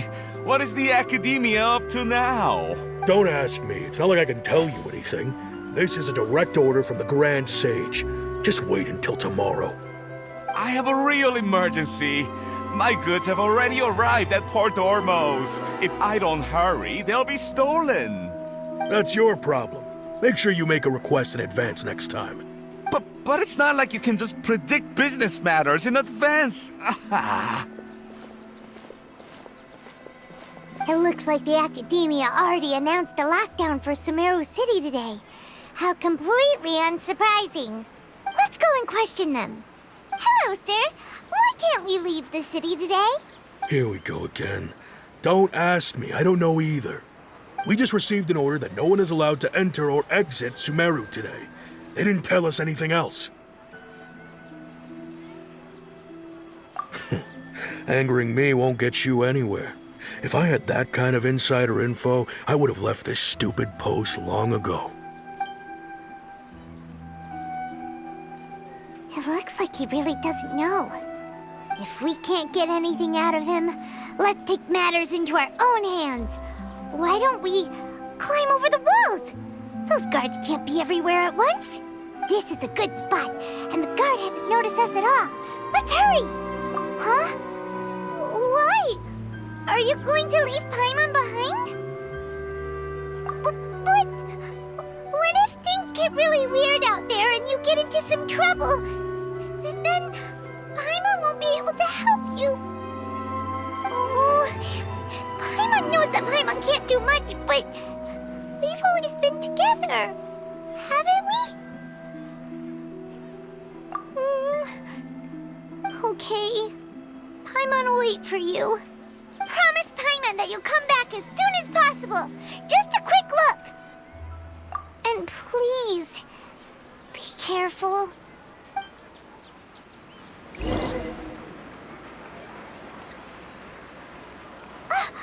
Memories! Traveler!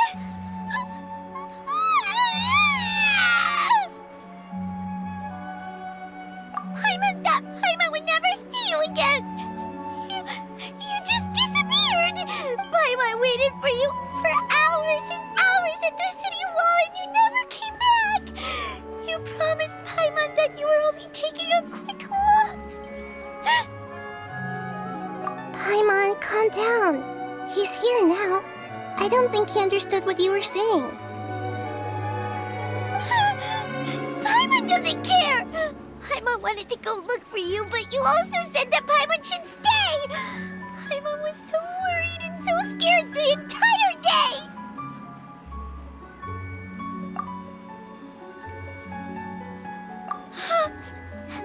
Okay. Paimon will forgive you.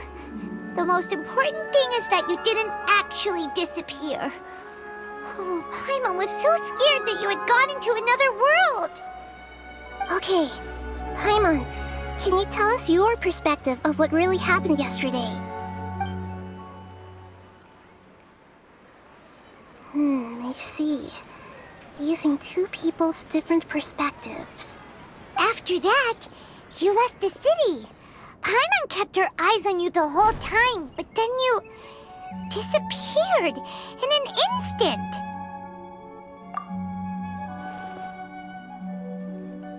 No way! Paimon was watching you with the fullest attention. What's your perspective, Traveler? You sure you don't have any memory of this? I guess that explains everything. You also lost your memories the last 2 times you tried to leave the city. Those days' memories can't be awoken. So, if we leave the city, our memories will be completely erased?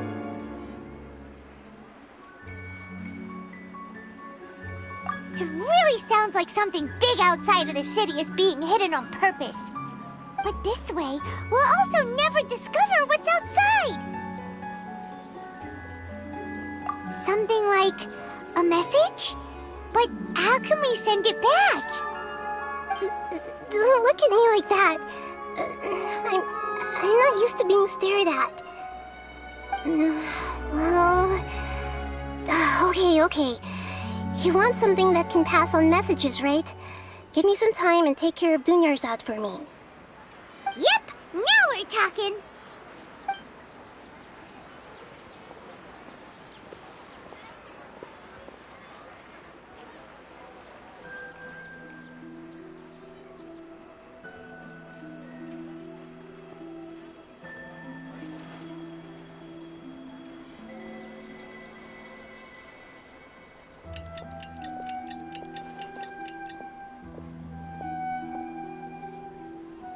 I'm done.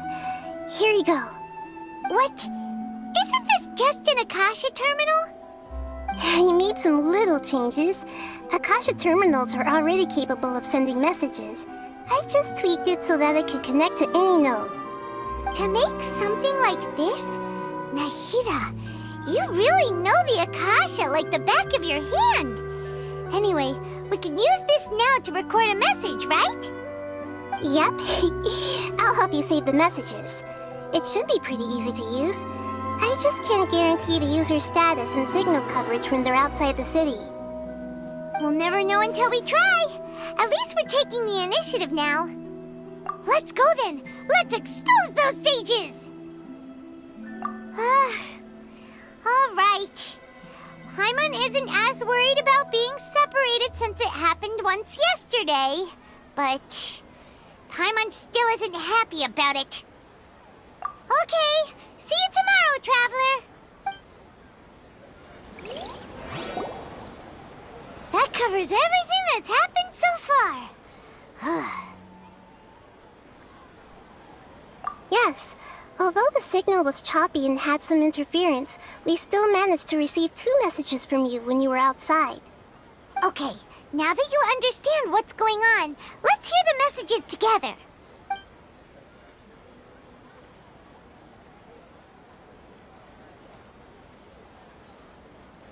Can't go back. There are countless spaces here. Our Sub-Zeru's festival in Sumeru City is just one of them. I've entered another space. Before me are flowing sandstone and howling fish. Impossible and surreal sights. All these spaces are empty except for the occasional ones that contain mute puppets rather than people. I can't sense any human presence.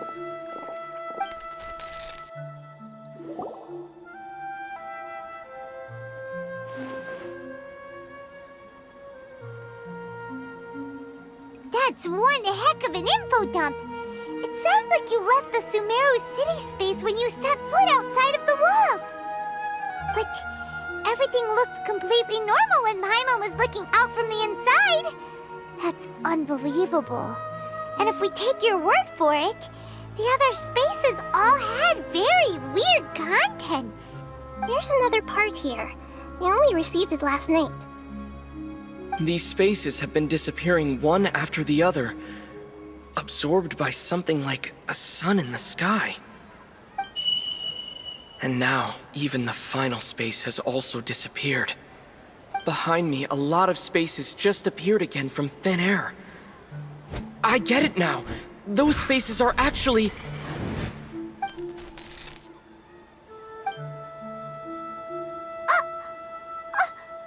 Why did the message end right there?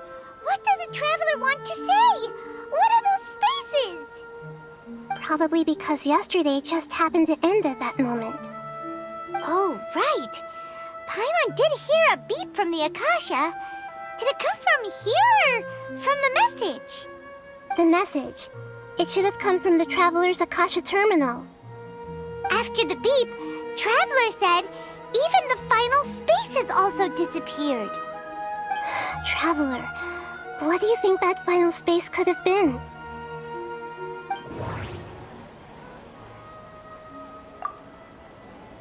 All the bizarre spaces I saw outside the city had one thing in common: a lack of human presence. Was that space actually the real world? But wouldn't a real space just randomly disappearing like that be catastrophic? My impression is that each day in this samsara only ends at the sound of that beep from the Akasha.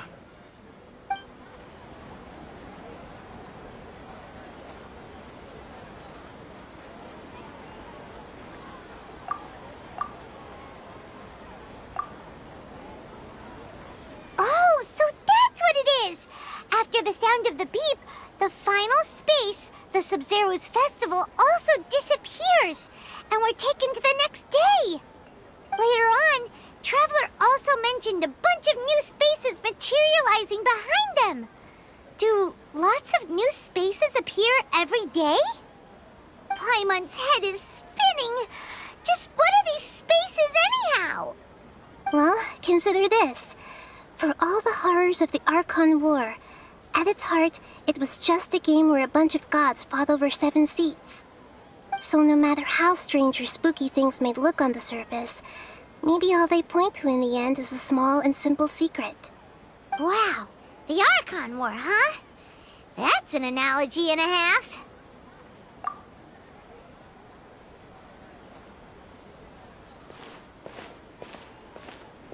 Hey, where are you going?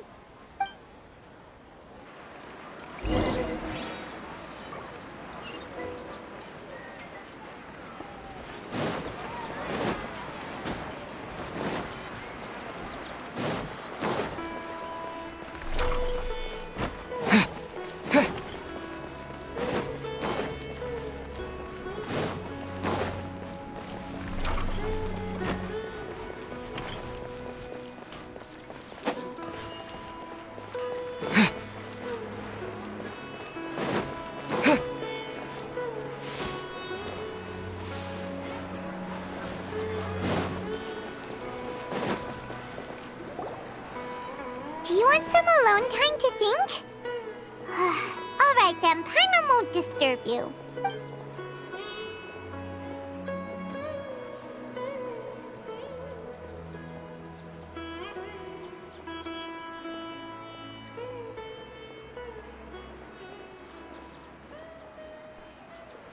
The dance of Sub-Zeros is about to begin.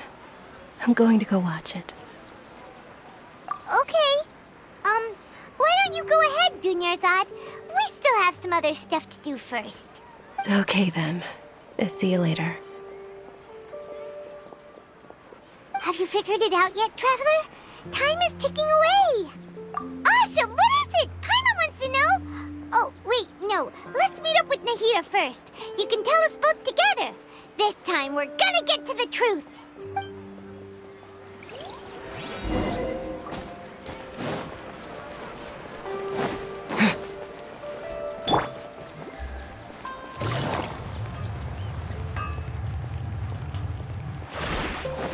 Take it easy.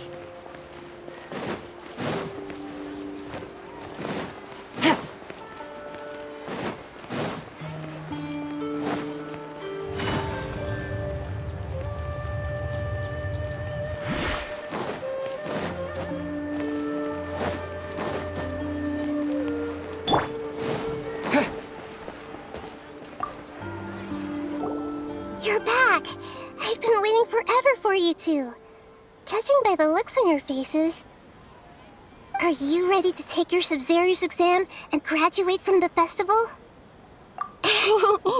Okay, first off, have you discovered the hidden truth? Okay, Nahida said the Akasha relies on the power of a gnosis to operate, as it is the manifestation of the God of Wisdom's power. It compiles the wisdom of the entire populace, and it grants knowledge to the people. We've already experienced the Sub-Zero's festival many times, and the day of the festival seems to be in a perpetual samsara. All the bizarre spaces I saw outside the city had one thing in common: a lack of human presence.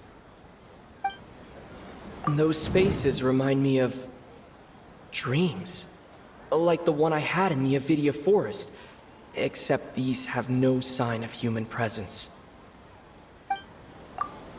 The moon, illusions, and lies. What do they all mean? People in Sumeru don't dream. What a strange phenomenon.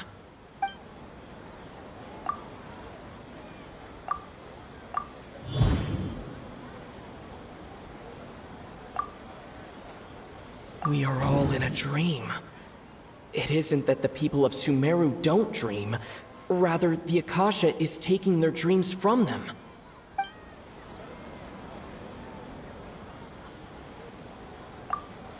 People in Sumeru think they don't dream, but the truth is the Akasha steals their dreams without them knowing it. And those spaces with no human presence are stolen dreams without their host. That would explain why they sounded so weird when he was trying to describe them. Huh. So people in Sumeru do dream after all. In fact, we're all in one big dream together right now. Correct answer. Now, how did you conclude that the Akasha is capable of this? The Akasha relies on the power of a gnosis to operate. It is the manifestation of the God of Wisdom's power. It compiles the wisdom of the entire populace. And it grants knowledge to the people.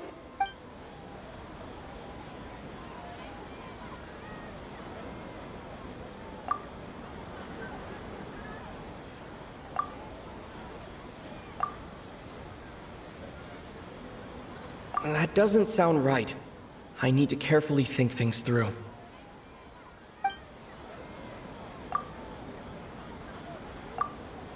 Oh, okay. Those dream-controlling creatures in the forest also get their power from the Dendro Archon, right? That would explain why the Akasha has the ability to control people's dreams, too. But is stealing everyone's dreams really how the Akasha compiles their wisdom? Isn't there anything more to it than that? Dreams are fantastical, complex, and full of imagination. People's brains are the most active when they're dreaming. In other words, dreams are rich bundles of human wisdom. So in other words, the complete opposite of how Hypatia understood it. Paimon remembers her saying that the sages think dreams are foolish delusions, and the fact that no one dreams is a blessing from Greater Lord Rukkhadevata. So it was all a dirty trick? The real story is that the sages from the Academia are using the Akasha to steal people's dreams for their own use, huh? Oh? By the sounds of it, you understand the current situation pretty well. So then, what about the samsara? The beep is a prompt tone for Akasha operations. We still hear it every night, even though we removed our Akasha terminals. Those spaces kept disappearing before my eyes. But as soon as that beep sounded, many more spaces materialized. Those dreamscapes kept vanishing, but as soon as that beep sounded, more new spaces appeared. The Grand Sage said, Go celebrate the birth of that god to your heart's content. Did he mean something more? My mind feels exhausted, even though I haven't done too much thinking. What is going on? We've already experienced the Sub-Zerus festival many times, and the day of the festival seems to be in a perpetual samsara.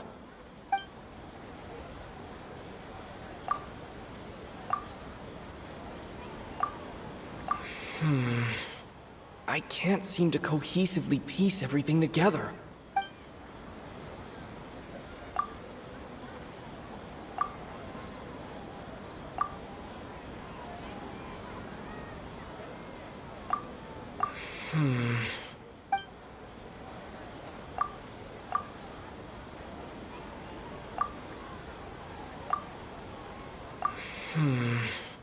I can't seem...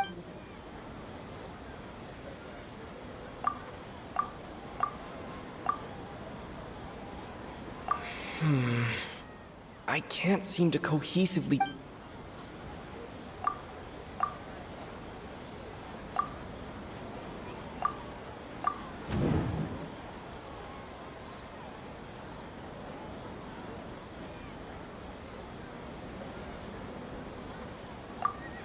Correct. The Akasha is keeping each person's brain in a constant dream state, but also separating their consciousness from their own dream. Their disembodied consciousness is placed inside the collective dream of the Sub-Zerus festival along with everyone else's, while their now vacant dreams are harvested by the Akasha. No one is any the wiser as another day passes in the dream, and so begins another samsara cycle. People wake up to yet another dream about the Sub-Zerus festival. The dreams that belong to them are once again harvested by the Akasha, and so it continues. So, this is like a dream factory, and the Akasha is a dream harvesting machine. Did Paimon get that analogy right? Very good, Paimon. Using analogies well is an excellent habit to get into. Okay, so that beep we keep hearing is actually from our real-life Akasha terminals. Taking off our terminals in this dream doesn't do anything. Alright, last question. Who am I?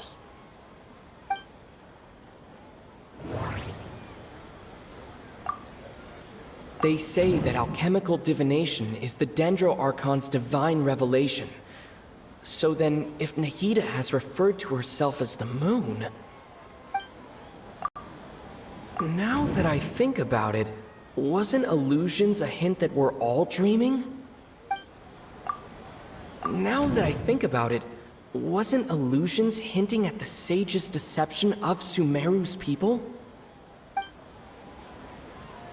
Now that I think about it, they say that alchemical divination is the Dendro Archon's divine revelation. So then, if Nahida has referred to herself as the moon... So you noticed. I thought that one would be the hardest question. That's why I put it last. That wasn't hard at all. Even Paimon guessed that. Everything about you is different. We just didn't want to expose you is all. Now that you mention it, Nahida, you've been hinting to us since the very beginning. It's funny. Thinking back to when we were asking all over the place for info about Lesser Lord Kusanali, Paimon didn't expect to meet you like this. Yes, those can wait until we're back in real life. On the other hand, I'd be happy to answer any more questions you have about here and now.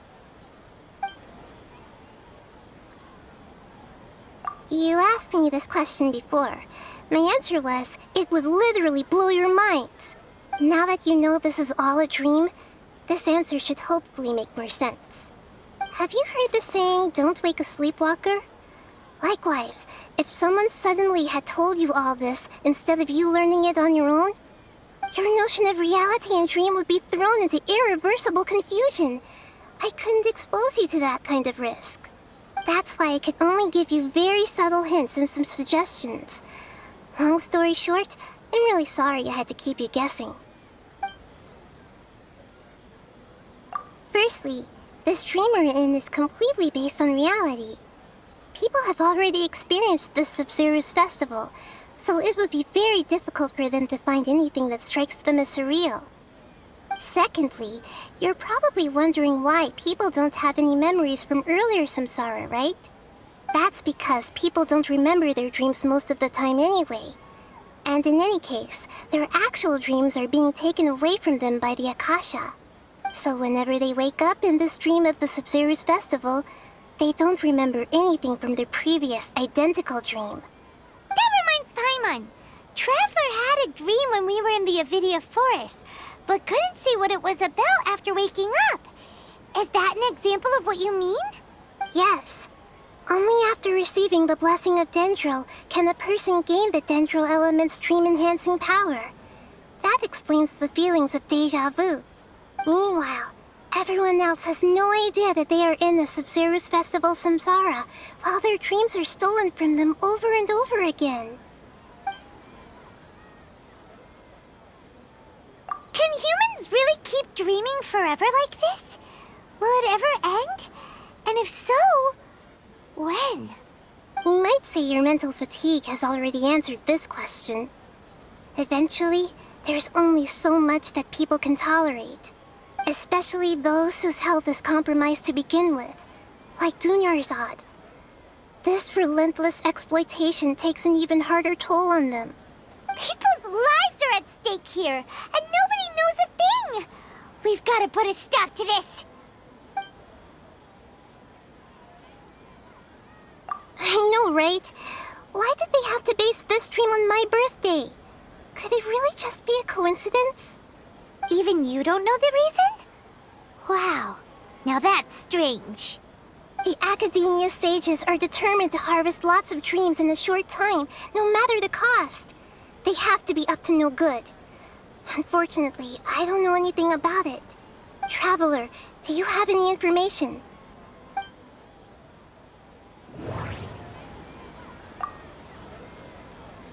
Those spaces remind me of dreams. Like the one I had in the Avidia Forest. Except these have no sign of human presence. Okay, Nahida said the Akasha relies on the power of a gnosis to operate, as it is the manifestation of the God of Wisdom's power. It compiles the wisdom of the entire populace, and it grants knowledge to the people. The Grand Sage said, "Go celebrate the birth of that god to your heart's content." Did he mean something more?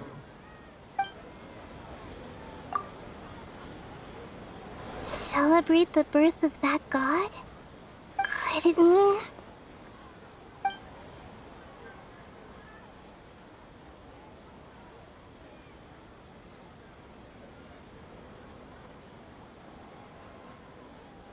deceiving the people of Sumeru with no regard for their safety. No matter what they're trying to do, this is unforgivable. After we end the Sub-Zero's festival samsara, we have to look into them. How can the sages of the Academia do this behind their Archon's back? This is ridiculous! In the end, I'm just the moon. The real sun is long gone. A sun and a moon? Nahida's talking in riddles again.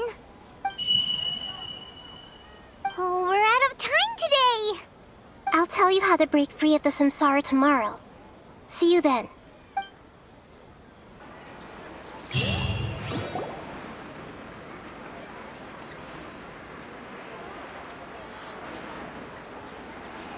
Good morning, Nahida. Wait. Now that Paimon remembers everything, should we instead say good morning, Lesser Lord Kusanali? Hey! What's wrong, Nahida? You don't look too good. I'm afraid that what you're thinking right now is correct. Did Dunyarzad already disappear? No way! Are we too late? The real Dunyarzad's consciousness has indeed disappeared. It can no longer endure the constant dream harvesting. Paimon can't believe it. Wait, so what about that other Dunyarzad? Just what is she? Is she also going to disappear? She's actually something like a puppet, but not completely. The real Dunyarzad's consciousness could no longer keep playing her role in this dream. So another Dunyarzad appeared to replace her in the dream. Just like the grass and the trees, that Dunyarzad is just a building block of the dream that helps to keep it going. But personality-wise, she's nothing like the real Dunyarzad. Puppets are stiff and can't copy a living person's vitality. After all, they're just there as filler. You know, speaking of which, the old Dunyarzad might not have been too different from a puppet. Dunyarzad truly believed that she met you within her consciousness, and it was you who inspired her. So you do remember her after all. Yes. Back then, her family was overly protective of her. No one cared about her personality or thoughts. It was as if she only lived to stall her Elazar. I just gave her a little wisdom so she could look at life in a new way. So that she could be her own person. But even so, she's still... far from it. I'm still a long way off from being a real Archon. I couldn't even save her. If I were a competent Archon, I wouldn't have let my most faithful follower die at the Sub-Zerus Festival with so many regrets. Please don't beat yourself up over it, Nahida. It's the Sage's fault, and theirs alone. I'm not beating myself up. All I did was to rationally observe the distance between myself and a real Archon.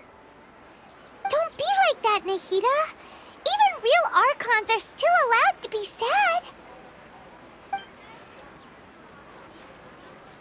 To prevent more tragedies like this, we must end the Samsara as soon as possible. Great, but how do we do that? Although the Sub-Zerus Festival dream is under the Akasha's control, only humans can dream. Even the Akasha is unable to create them. That means this dream belongs to a host who created it. Huh? So, how should we find that person? Well, if this is someone's dream, then everything here must come from deep within their consciousness. Which means, with the power of imagination, they can change anything in this dream. Imagination? What do you mean by that? Imagination means breaking through what you perceive as normal. Like when a server at a tavern brings a plate to you, you'd naturally assume that food is on it. However, if you're the dream's host and you become aware that you're dreaming, when you imagine gold and more on the plate, the dream will respond in kind, and the server really will bring you gold and mora. But right now, our host is unaware that this is a dream. No matter how many times they're served, it will always be food. Find some way to make that person realize that they're dreaming. Usually, once that happens, the person will wake up and the dream samsara will be broken. How are we going to find them, though? If it could be anyone, it'd be like looking for a needle in a haystack. And even if we did find them, how are we supposed to make them realize they're dreaming? After all, like you said, don't wake a sleepwalker. It's extremely difficult, yes. But the only ones who can do it are you two. Remember, everything you've achieved up to this point has all been for the sake of finding the host and ending the samsara. As for me, during this time, I'll be out of town. Out of town? Are you going to that place full of dreams where the Traveler went? Yes. I want to try something. There must still be a small wisp of possibility. Hurry and go. Dreams are supposed to be fantastical, romantic, and full of pleasant surprises. Unnecessary things like this samsara need to end.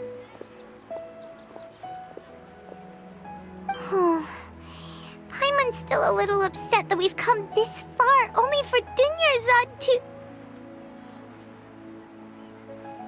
She was such a good person, with such a simple wish. But fate was against her. Yeah, saving Dunyarzad is what kept us going this whole time. But we mustn't lose hope, Traveler. Dunyarzad would definitely want to see us save everyone else. So let's break the samsara for her sake. Paimon's wondering, do you think the sages would get one of their own to be the host of this stream? Feels like it would be easier to control it that way, no?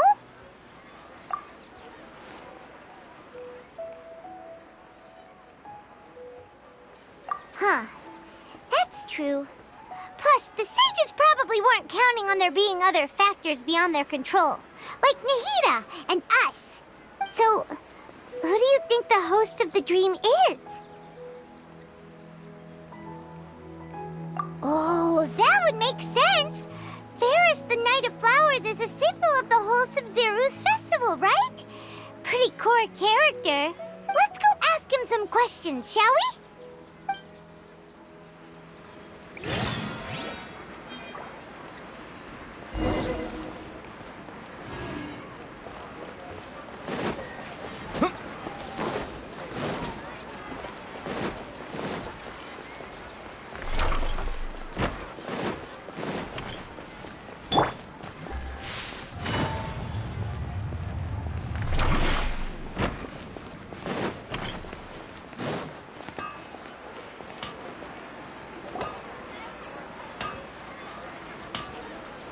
You're back.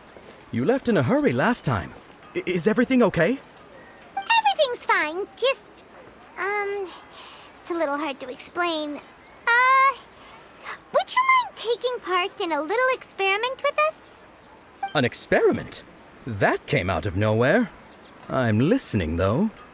What do you need me to do? Could you make a wish? You want me to make a wish? Is that a new Sub-Zeru's festival tradition or something? Less questions, more wishing! Okay. My wish. Okay. I'm a little nervous saying this out loud, but I want Miss Dunyarzad to be happy. Oh.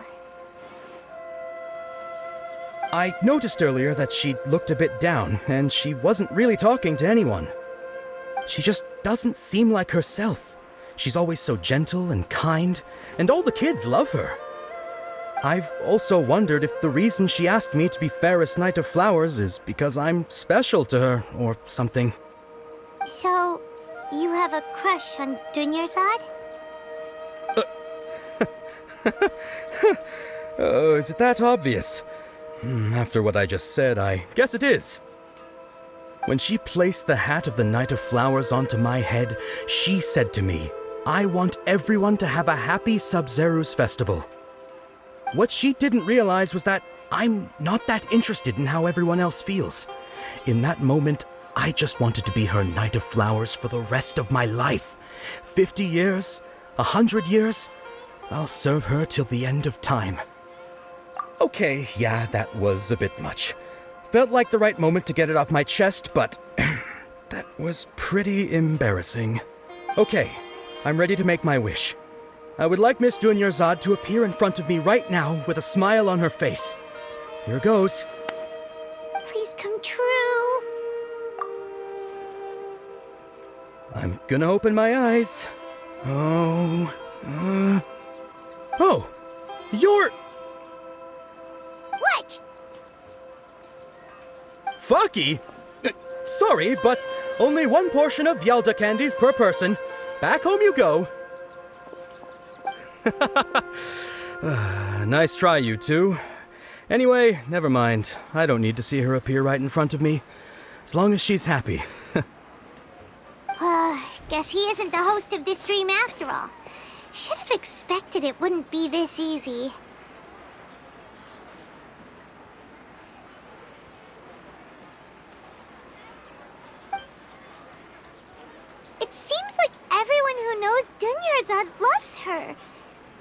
none of them has any idea that she... My lady, step back. That sounds like Dia! Oh, right. This is when Dunyarzad bumps into the kidnappers. Huh? But Dia can handle them! Hey, Traveler!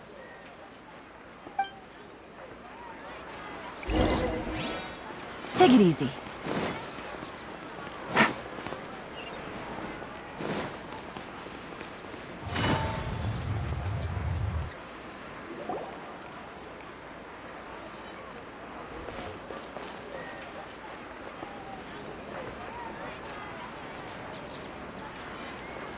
Oh, it's you. Great timing. Please take...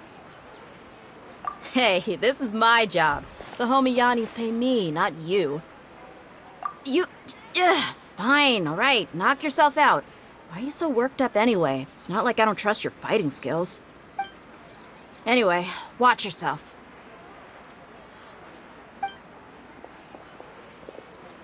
So you got yourself some backup. Suit yourself. You're going down! That's close enough. New punchy today. Solidify!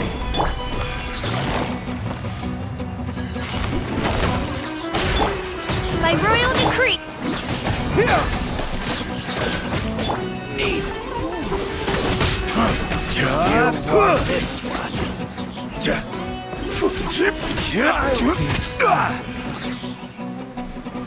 Gather! Law of the jungle! Quietly now. Scatter! Oz, reveal thyself! I'll take my leave. I'll be Traveler, were you just taking your anger out on those guys? You and Nahida both. Dunyarzad wouldn't want to see you two like this. Oh, and speaking of her, Paimon just remembered something. Remember how during the first Sub-Zero's festival, before the Samsara started, we came here with Dunyarzad because she wanted to pick something up? She said it was because she had forgotten something. Okay, so Paimon's memory is working so far. Anyway, Paimon also remembers that she is staying somewhere around here. She pointed it out to us the night before the Sub-Zero's festival. Yeah, even if it's only a tiny clue, it'll probably still help us more than this needle in a haystack search. This is the place. It's rude to enter other people's spaces without permission, but desperate times call for desperate measures. Hey, the windows are unlocked. Okay, Paimon's gonna take a peek inside.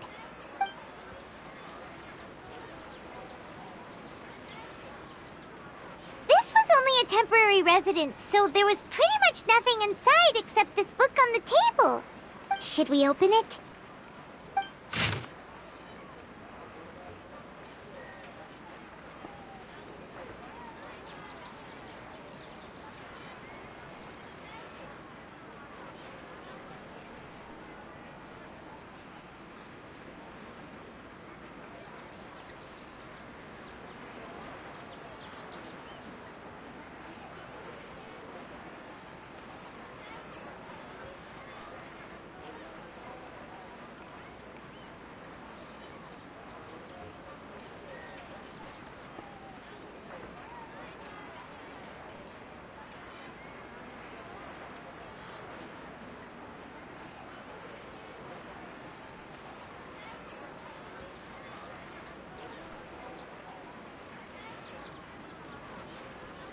Wow.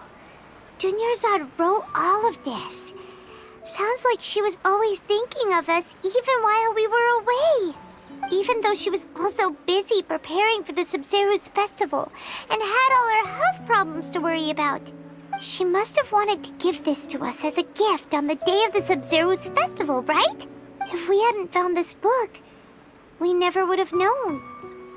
But now that we know, we can't even thank her.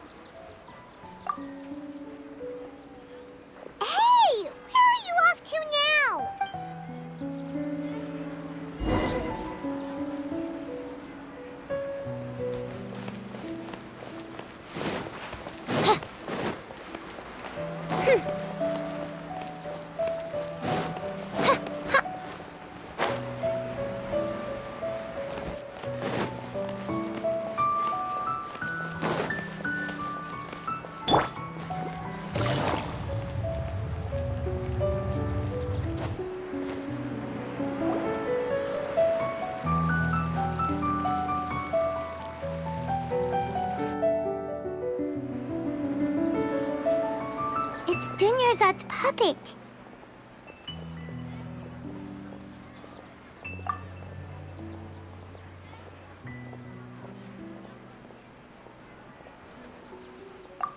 Traveler?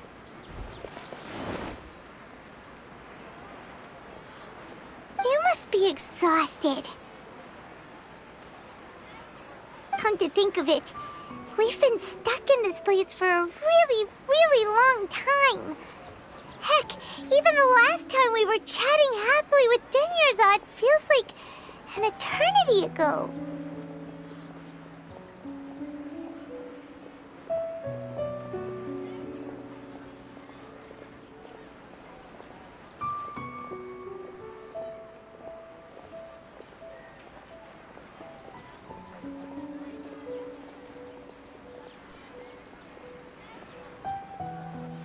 Paimon still remembers when we were sitting here, and the way her eyes sparkled when she talked about Nilu's Dance of Sub-Zerus. There will always be frustrations in life, but I know that the point of living is not to leave behind any regrets.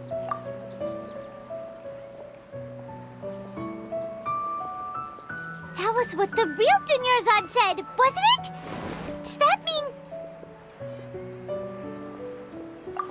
Yes, Traveler. What is it? Oh, so she's still just a puppet. But just now, how come... What? Where are we going this time?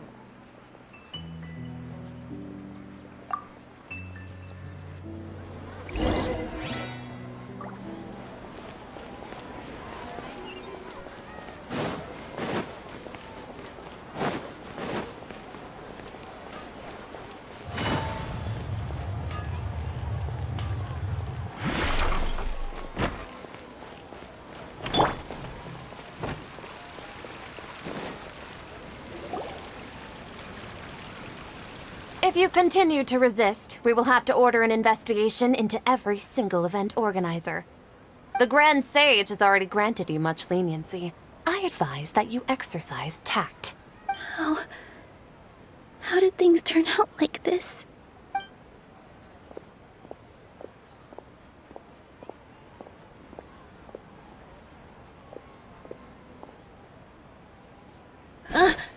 Traveler?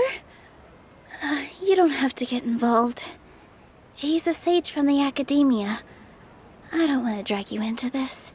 Traveler? Traveler? What the heck are you doing? If you get arrested by the Academia, that's another day gone to waste!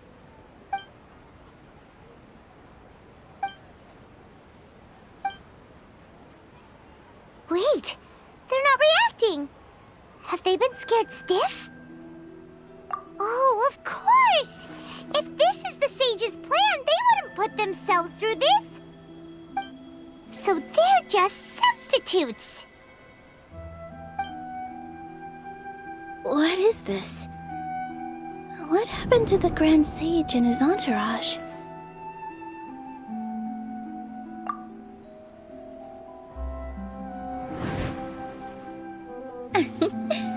Like I said, they symbolize the goddess of flowers. It's just a shame that all the real Padisaras went extinct after her death. Yes. The Greater Lord brought forth new Padisaras in memory of the goddess of flowers. But she ultimately could never truly replicate that beautiful shade of purple.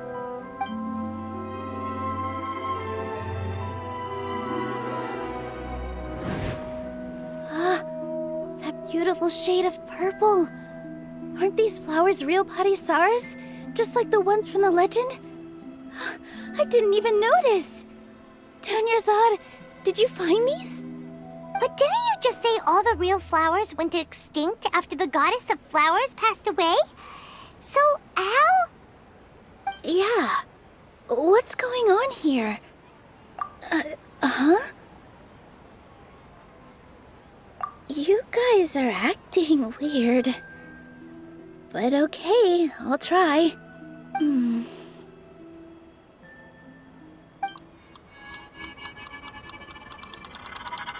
Hey!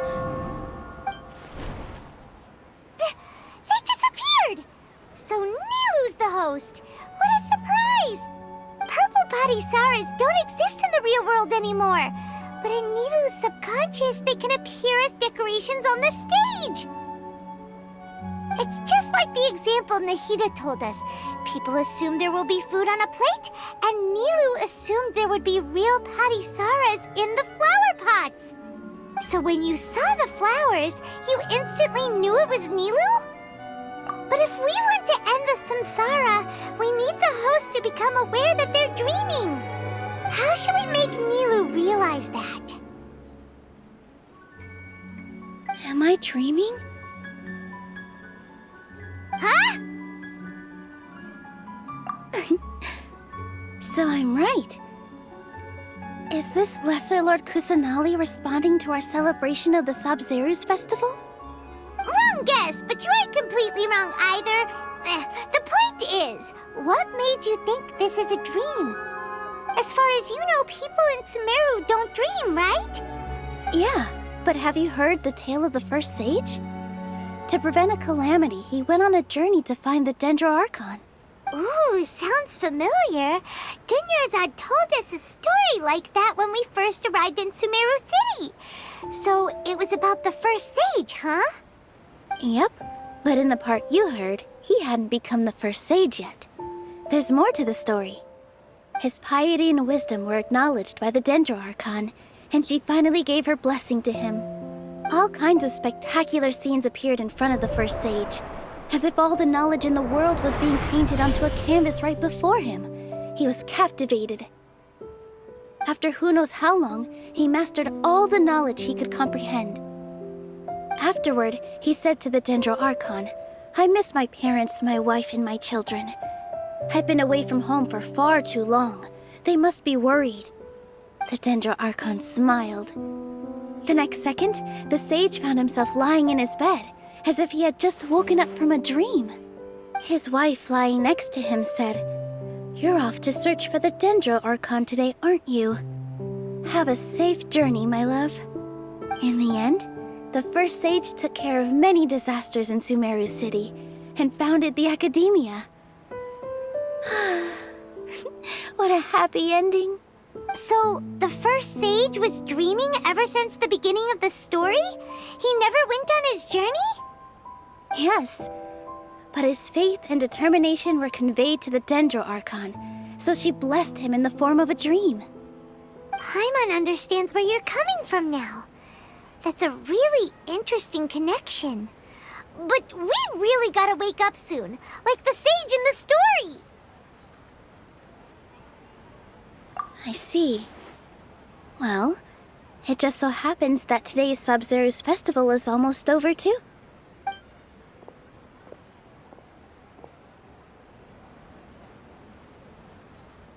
Since we're in a dream, let's make this final dance of Sub-Zeru's as beautiful as we can.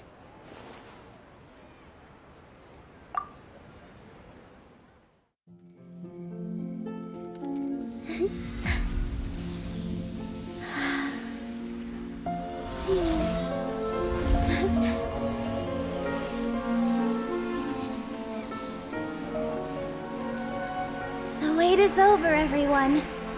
I dedicate this to our god, the Dance of Sub-Zerus.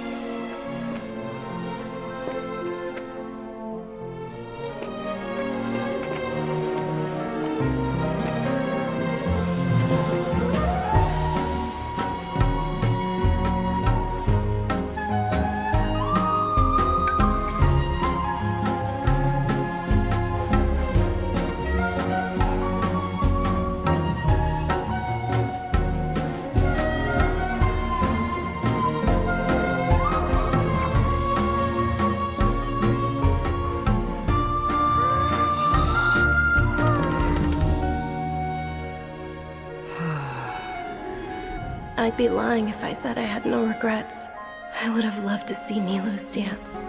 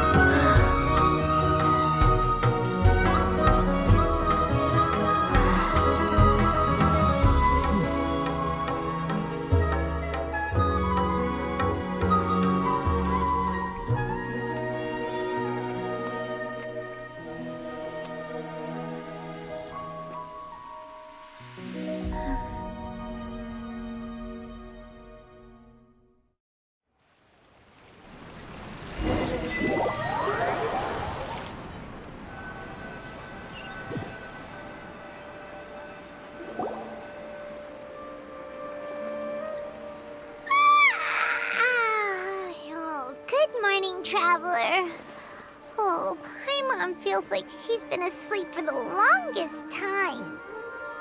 Paimon's head feels super heavy. Did we oversleep?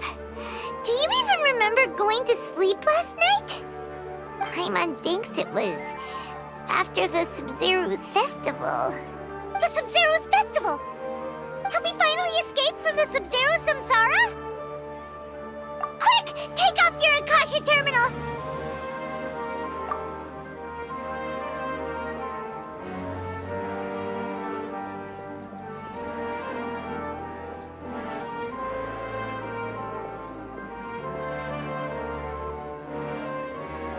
She's not in her room.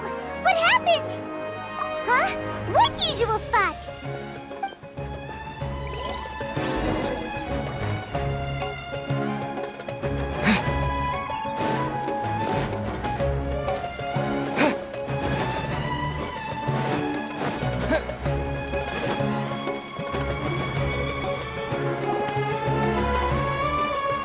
Well done, Traveler and Paimon. And thank you, Dunyarzad, for organizing the Sub-Zero's festival for me. I'm sorry, who are... Dunyarzad! You're okay! Oh, don't scare us like that! Oh, Traveler Paimon. I have something amazing to tell you. I just had a dream, and I saw Nilou performing the dance of Sub-Zeros.